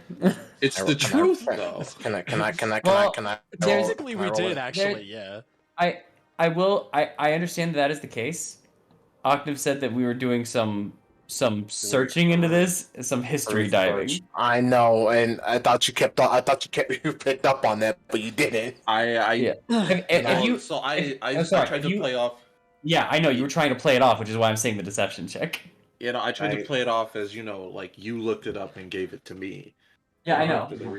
That's why I'm saying deception check, because you're spinning the truth. Can I roll, or he has to roll it? Either of you can roll. You have advantage on this. You got it. You got it. Thank you. I trust you. Almost 20. What was that? 18 total? 18. Please. Fuck you, Strahd. I'll roll. No, it's Strahd. He's at the NPC. Hold on. I rolled. I'm just checking. here. Sure, gets a nat one. It's just like, that's wild. That's crazy. That's wild. Oh, that do be crazy though. All right. It's All right. kind of wild though. All right. Just believe that Interesting. bullshit. And where did they get this information from? Exactly. You know. As he looks at you, Aknev and you, Thorn. The burgomaster has a lot of books, so after his recent vacancy, we just started to have ourselves a sit down and read time. Learned a lot about the history of Valaki there too. Like few of the families that ran the place. One belonged into the Waktas, who were, strangely enough, had connections to that what are they called? Who are they called? Dawn, you remember? You know who I'm talking about? With the explosive house. Have the Walkers had connections too? Yeah, the one with the exploding house they were in. Oh, the Dursts. The dust. Learned a lot about that. Learned a lot about that, actually. Yeah. Actually, that reminds me. Lord von Zarovich, I wanted to ask you about the Dursts. He smiles. Go on. What really happened to them? Obviously, you know we were in their house, or at least some thing that looked like their house. And we ran into the daughter, Rosvolda, and an imitation of the son, Thornbolt. Yet she repeatedly said that he was gone, that she had been dead for a long time. There was a statue of you in that basement, and I distinctly remember dropping, well, the father's body in front of after we dealt with them. What happened to them?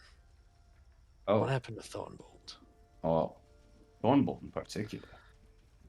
I'm assuming that was the little child then. The boy. The little boy, yes. Yes. I didn't lie when I said to you the first time that I slaughtered them all. They had picked up a couple of individuals that I was ready to play a game with. I killed them before I got to even meet them. My so-called admirers and worshippers doing work that only should be done by me. That, and I caught them all in, let's just call it a dirty deed. It was unforgivable. So I buried those worms. You mean him cheating? No. No, not him cheating. What's so dirty that the very devil himself found it unforgivable? Well, first off, I see what you're already implying. No, I didn't kill them all for cheating. I let him stew in it. There's a difference. 2.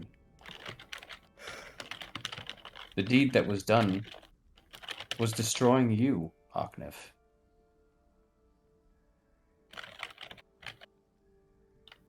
Oh, my apologies. Radovan the First.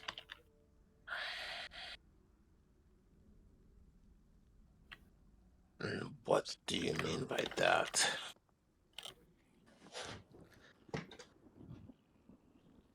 Have you ever heard of a little town known as Moravant? Does that ring any bells?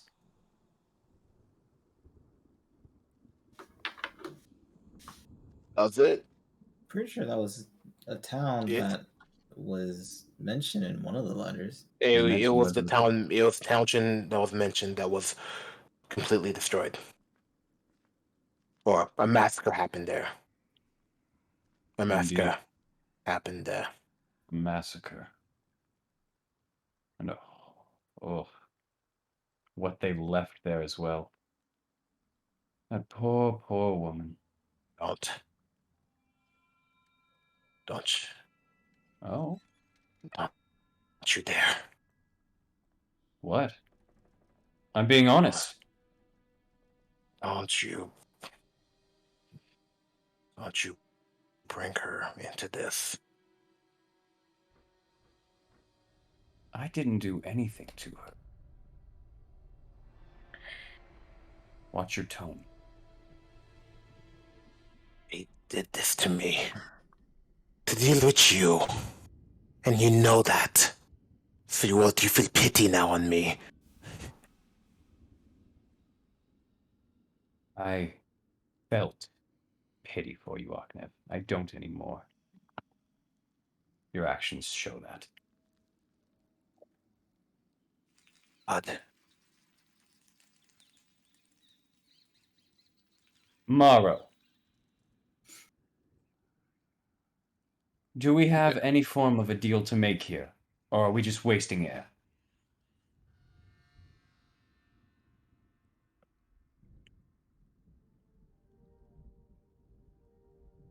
Currently, no. But after dinner,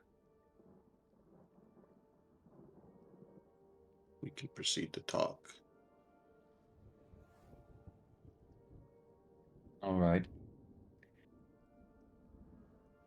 I agree to those terms. Second deal I've made with you all. See how this one turns out to be. As for the rest of you, I'm sorry for that moment there. As he adjusts himself. I believe I've asked you all already a fair amount as well. But I do have one last question before we get into maybe you all asking me something. Have you all figured out the game that you have been playing? Not at all.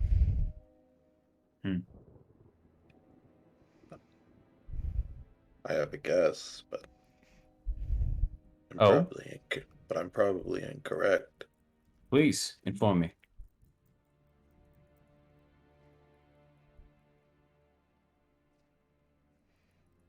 I guess sort of goes as follows as, every couple, I would say maybe 20, 30 years, maybe even longer in between, bring in a group of what I guess would be gamers as far as that, or people as far as that.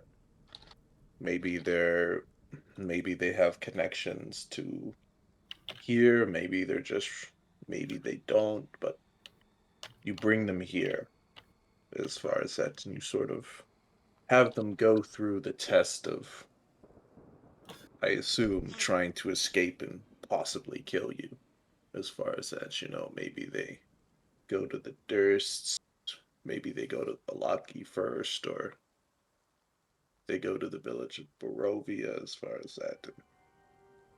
It's different every time, maybe, but it all comes out with the same result as far as that is they lose. And maybe it's a game to you because you get to watch and see what they do. I don't really know as far as that, but I'm probably incorrect in my assumption. It's You just are, based on actually. what we've done. No, I can see that parallel drawn. However, you're missing one key element here. Who is playing this game?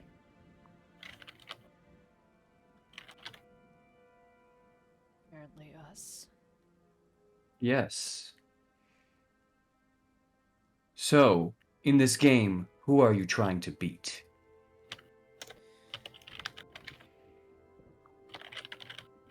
You. That is exactly all of your misconception. This game isn't you versus I. I am a participator in this game, but I am just a judge. You all are versing each other in this game.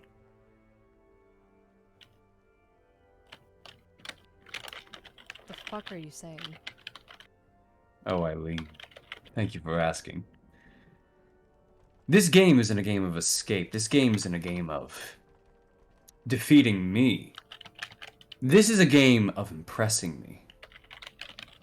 Of me finding out that one of you is worthy to take up the line and ownership as ruler of Barovia. Why the fuck would I want to do that?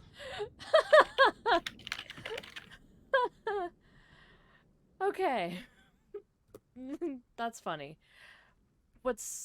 Tell me the truth. What is it?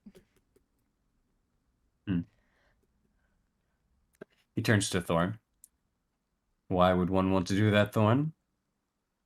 Thorn is staring him like dead in the eyes, like he's fuming right now. Didn't you say something along the lines of ambition? More than just surviving, thriving. Is it easy enough for you to struggle? Or do you have what it takes to both be powerful enough to rule over a kingdom, a land, territories, keep them in check, not at war with one another, and alive? You're playing Kingmaker at this point. Power like that is a misconception used by rich assholes to get control of things that they want and don't understand. Take it over and topple it. You don't understand. Into chaos. Maybe you do then. Do what you will with the throne. I am just merely offering it to one of you. Just one of you, though. You are trying to mold one of us, or groom, in the way it fits your fancy. No, I'm seeing which one of you fits the mold. I'm not trying to do anything to any of you. Why? Why? Why do you... I've done this for far too long. So you're retiring. That's what I'm hearing. In a way. I am no longer interested in this place. There's very little left from me. And what would you do? Go swimming on the beach? Find a nice place to hunt? Maybe Whittlewood? What's your retirement plan? I truly don't know. But I'm excites you. a little. I've gotten so used to this place. 400 years is a long time. You have been reading up then. A little Told over you. 400 years, though. Tell me something. Yes? The minute we try to leave, as far as that, the mist prevents us from doing so, and we will die out there if we try and escape this place. He just puts a hand out and kind of not a full-on shrug, but a maybe. I'm curious as far as that is. You talk as if you can leave. And I guess I'm just curious as far as that if you were to leave today, let's say you left today. Yes. And you left through those mists. And you had no successor, what would happen to this land? Thorn, I believe you can finish this sentence. You said it once before. It would devolve into chaos. Thank you.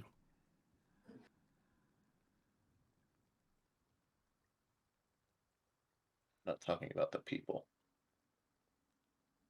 The people are the land. They're one and the same. Allow me to rephrase my question then. A smile crosses his face as he kind of turns towards Thorn. Because it seems like there's my misconception. The sun does not shine in this place. No, it does not.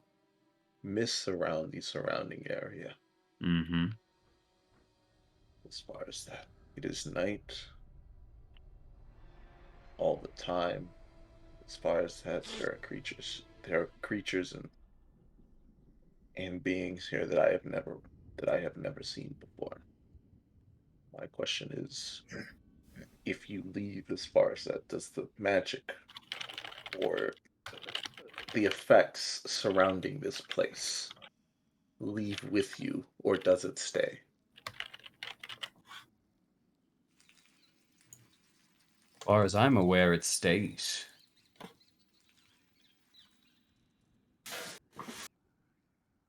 Were you the one who made the land like this, or was it something else? What do you mean this? Do you mean the mists? I mean everything. The mists, no sun, as far as that, the spirits, as far as that, the druids, the Not madness with everything. the druids. As far as that. I didn't touch the druids. I didn't cause this mist.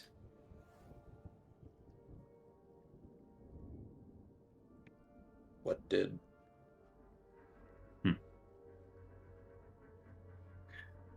I don't know. Hey, insight that. Go for it. Yeah. That's not advantage. I have not been rolling high today. Just a 13. 13. Let me Got it. just roll that insight. 14. 13 and 14. All right. And that was it? Okay. Fair enough. Mm-hmm.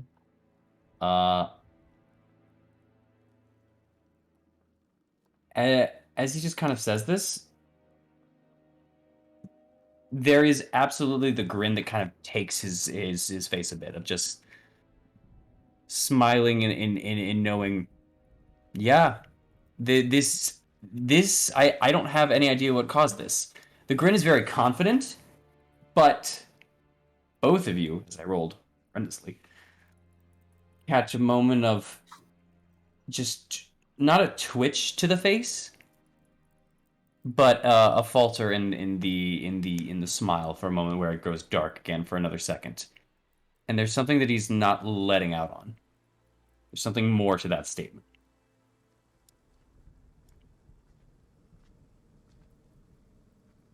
So no, he was not being truthful fully. Felt like a half truth.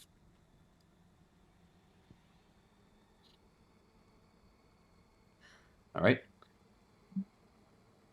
And as he just kind of sits there and he's looking across, I can see that there is a lot of tenseness growing onto this table. I didn't mean to make everyone so uncomfortable. I'm just baffled. And I want to know why. That's... Barovia cannot survive without a ruler.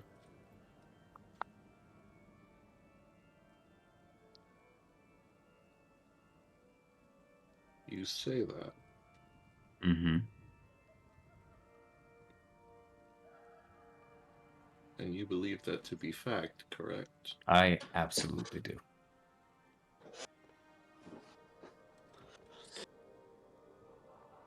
Who was the previous ruler of Barovia? Before you. There was none. So you were the first. I wasn't the first in Barovia. However, I claimed the land for myself in my father's name, King Barov, and made it my own. And I built this castle, Castle Ravenloft. I have to ask a question. Yes? Your ambition, your drive, that led you to conquer this land from whoever. That doesn't seem to come from a vampire. That must come from a human. So what happened? How'd you change? And who changed you?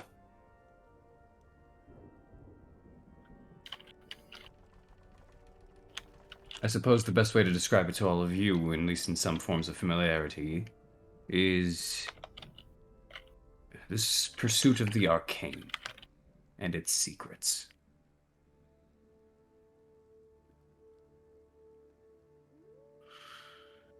However, there's kind of a grit to his teeth. Steep costs.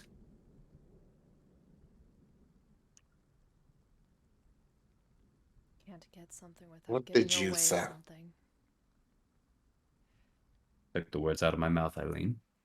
What would I say? What, Arknev? What did you sacrifice? Or what was taken from you?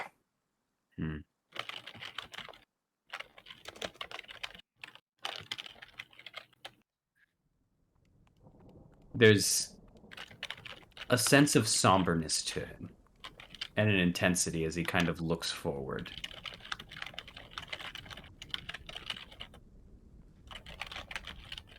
You lost someone you love. I lost my brother. I lost the love of my life. And I lost my very life itself.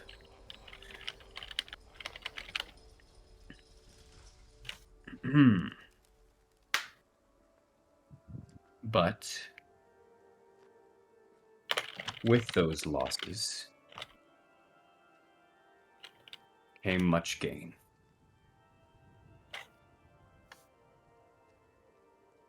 I've lived a complicated life, one I couldn't expect any of you to understand, especially after just one conversation.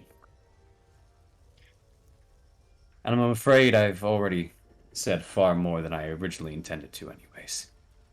But I have had a lovely dinner with you all. I will say, I don't want to leave you off somber, and I can see that some of you are still eating, so I won't stop this dinner. But let me lighten the mood, I suppose.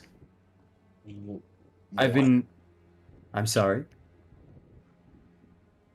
Just one more question. One more. Make it interesting, and I'll answer it.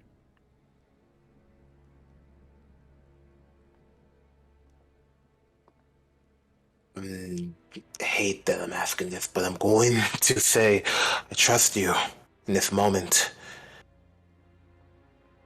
I need to know everything that happened in the past. Whatever they did in that town to me, whatever they thought would happen, I need to know if that's all real. Not a figment of imagination, not a memory lost. I need to know. And what was her name?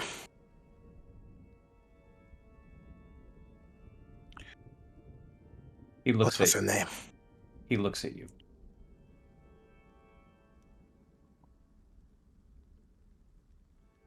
Roll me an insight check real quick.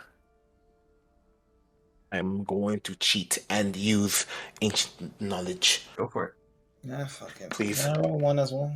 Go for it. Ah, come on, roll high! 15. Yeah, I'm rolling one as well. Just to, if I am allowed to, I shall roll one as well. Okay. There is... All of you see a very intense look directed towards Arknev. But only Amaris and Thorn pick up on the subtleties. There's a mournful look given to Arknev. Through those stern eyes looking directly at him, standing now above Arknev, as he's gotten out of his chair at this point. I did not know her name. Nor did I ever learn it. I apologize. Whatever your memories are, whatever you know of that night, all I know is I found you suffering dancing, singing, with all those people, what they had done to you. I came to save you, Radovan. You mean singing? What do you mean dancing? You were in a frenzy. You were mad. I... You were wild. You could barely even focus. I tried to speak with you. You tried to stab me. Like, I slit your throat. I let you die peacefully. I allowed you to choose your final resting place.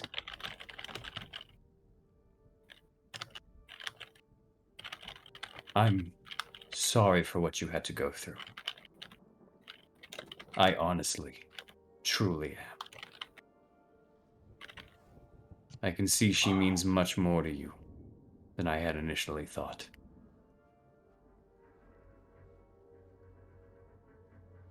But I know nothing else of her.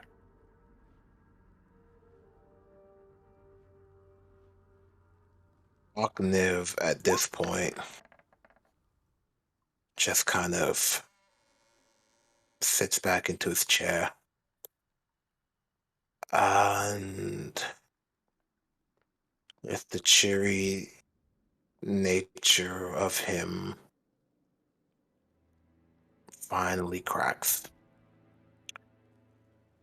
No smile, no sadness, no frown. Just something blank. Something to be painted on. So why am I back? Just to suffer without knowing I can't reach her.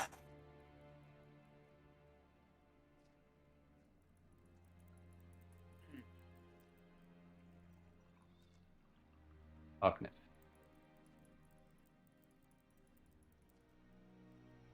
The town of Morvant lies completely in ruin and lost to most of time.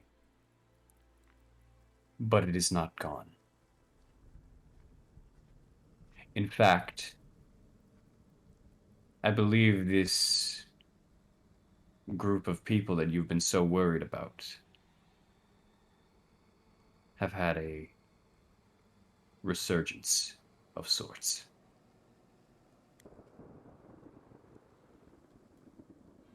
I've been noticing Morvant being rehabilitated within the past coming days.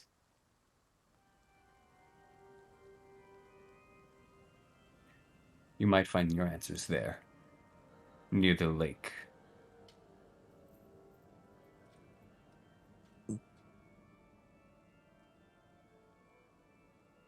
Excuse me, I need to leave.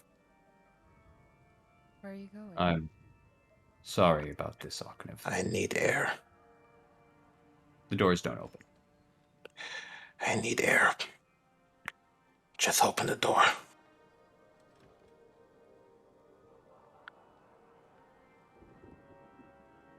If there's one, let me have control. Open the door. Oknev.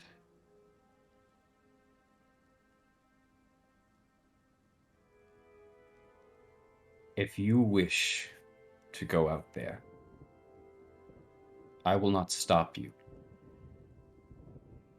But you will leave your friends here then.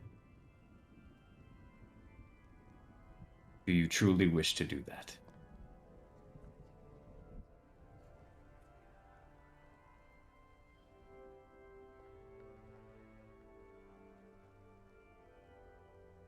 He just kind of puts his back against the door and just slides down and just kind of sits there.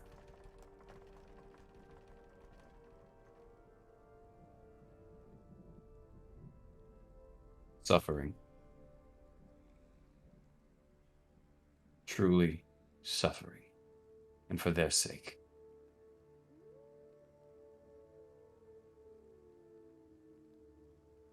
I'm happy you're no longer the man that I used to know.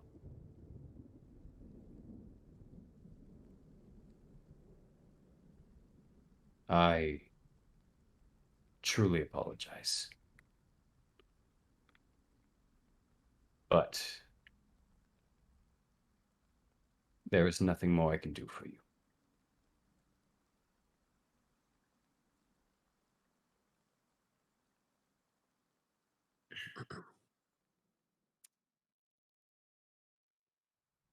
I believe this is it then. And I'm sorry leaving you all like this, but my time here is at an end. You may finish your dinner. You may explore the house. Doru, do not attack them. Stay still and let them leave. I will feed you later.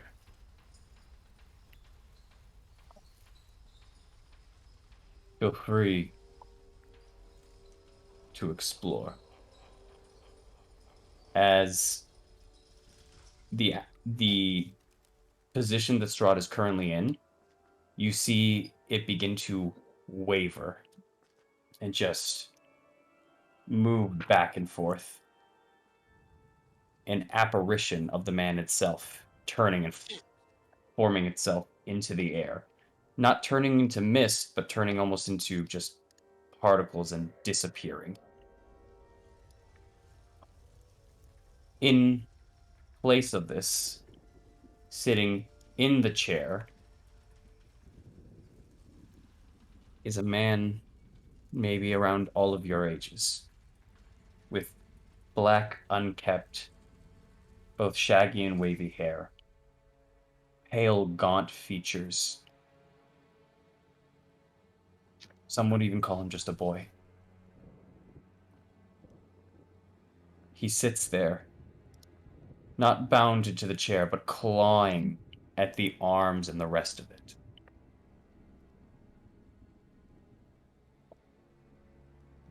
It seems as though any illusion that was keeping him up is now dissipated. More so than this,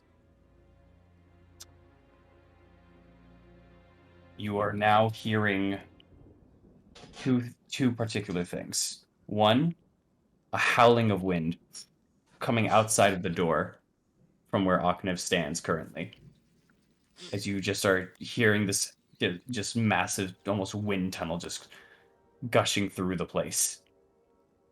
Followed by the sounds of doors shutting and winches of a gate being pulled. As you hear the sounds of a drawbridge rising and opening. And amongst everything that just happened, you all come to the realization that you have just been locked in this room. A drawbridge has been pulled up as the lights of the chandeliers, one by one, go out. Can I cast light? You can cast light, yes. It's gonna pick a. Let me see. The boy in the chair sits, moving ever so slightly as is fidgeting in his chair, but that is it, as you all remain in the room.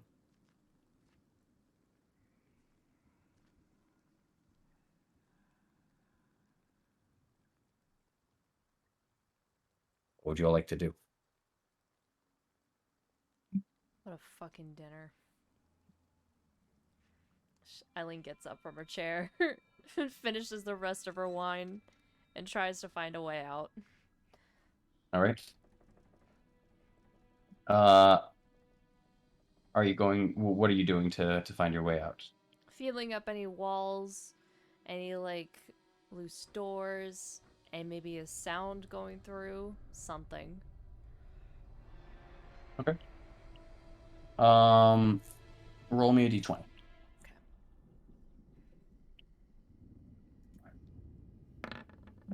10 plus. As you now kind of check through and are looking around the area, at the very least, what you do find as you're going through all these, as Oknev kind of leans onto the door, he kind of leans back a little bit, and he feels that there's a give to the door. It does not appear to be locked anymore.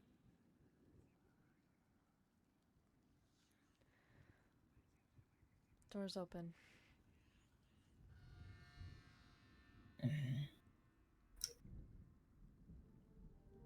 How much of the meat's left? A lot. I'm gonna try to just cut off a piece. Like a decently sized piece, throw it inside the icebox. All right. You can fill up the whole icebox. Fair enough. Once that's over and over with, and just kind of sit, just kind of take it, exhale, say, well, that was kind of informative. I didn't get to have all my questions answered. That sucked. Well, if I heard him correctly, he did allow us to explore the area. Yeah. And I definitely want to find an office or a library.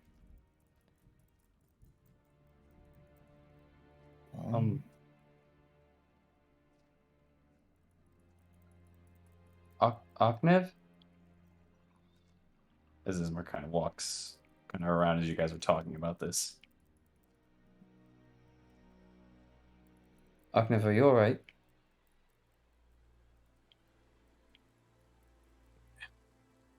Just tired.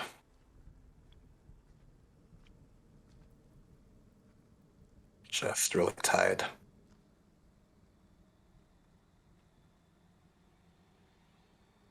Of all of this?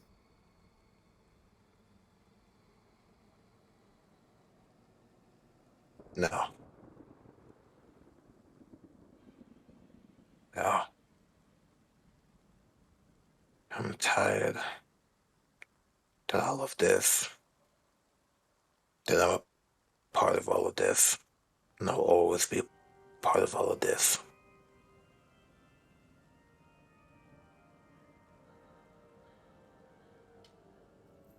I won't escape it. I'll never catch that feeling that I once had.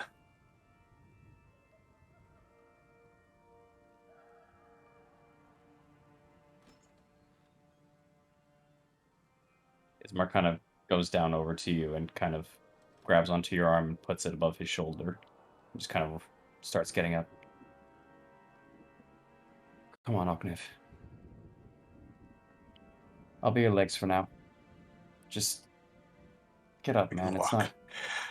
I can walk. I can stand. Can I stand up and I open the door? You open up the door. Out in front of you, the hallway that you all were very once familiar to is still there, but no lights appear. Or move it.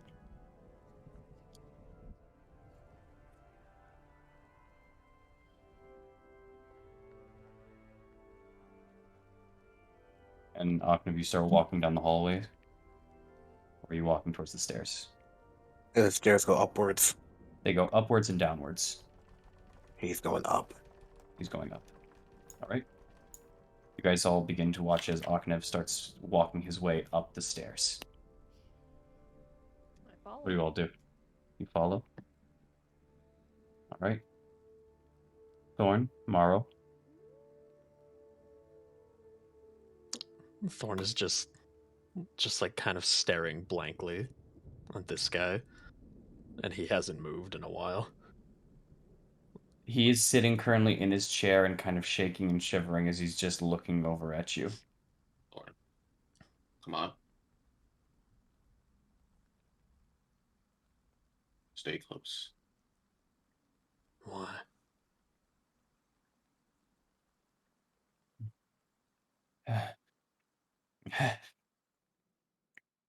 Please, go.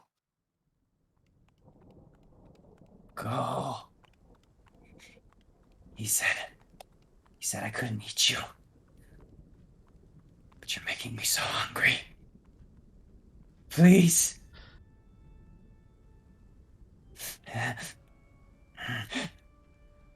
You recognize this voice also.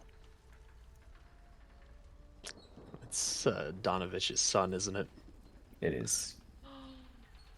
Along with that, when he said, Doru, don't eat them, you remember the father screaming out saying, Doru, do not eat them.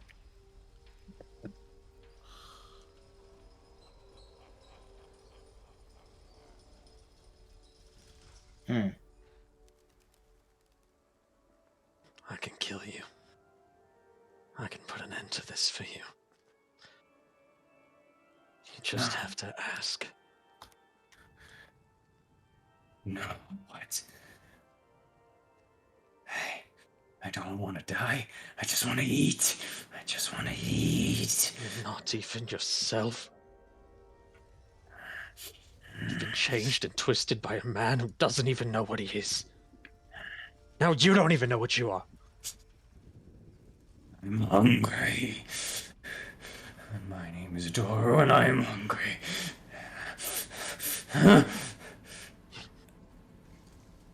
He turns his back to him and starts walking and just says, Your name isn't Doru. You're just another fucking monster in a fucked up world that needs to burn.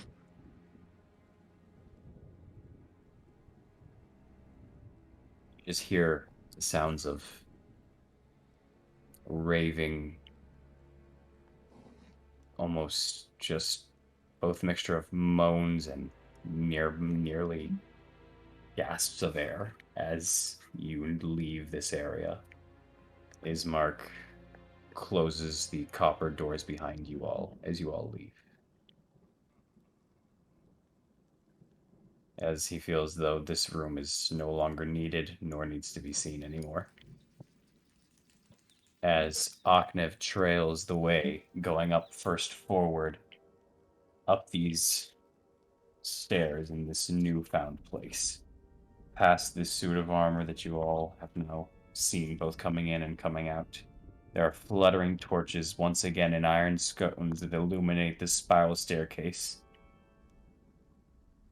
And as you start walking up, Aknev, you feel a rush of cold wind just fly down towards you. You just feel a chill that goes out and out into the hallway, hitting every single last one of you as you start walking up these steps into the unknown inside of Castle Ravenloft. We're going to end session there. No. Oh boy. Yep.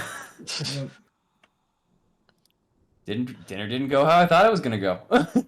What do I? You know what? I'll save that for you know what. Yeah. I see this as an absolute win. Yeah. I actually think it went Oh. pretty well. I was not asked a single question. No, that was a dinner to talk and ask questions and stuff. And you asked him questions and everything went through. But it just seemed like just seems like the questions were just going in a very aggressive manner. Also, thank you therefore, mankind. I see you. I appreciate you. I hearted you. I just didn't want to ask. I didn't want to ask a single question. I was just not interested in the way that he wanted to answer things. All right. Fair enough. I'm fine with that. That was a very different dinner than I honestly thought I was going to go. And I'm very interested to see what goes on next with you guys. there was an interesting form of remorse there that I didn't know if it was going to come out or not. Sure did. Fuck his remorse. Fuck his remorse. Fair enough. You know what he did. He knew what he was capable of. He knew what he did. He can pity himself all he wants to, but I cannot feel sorry for him. Right. With that though, we need to end this session, y'all. I feel like we hit that on a whoa. Yeah, wow.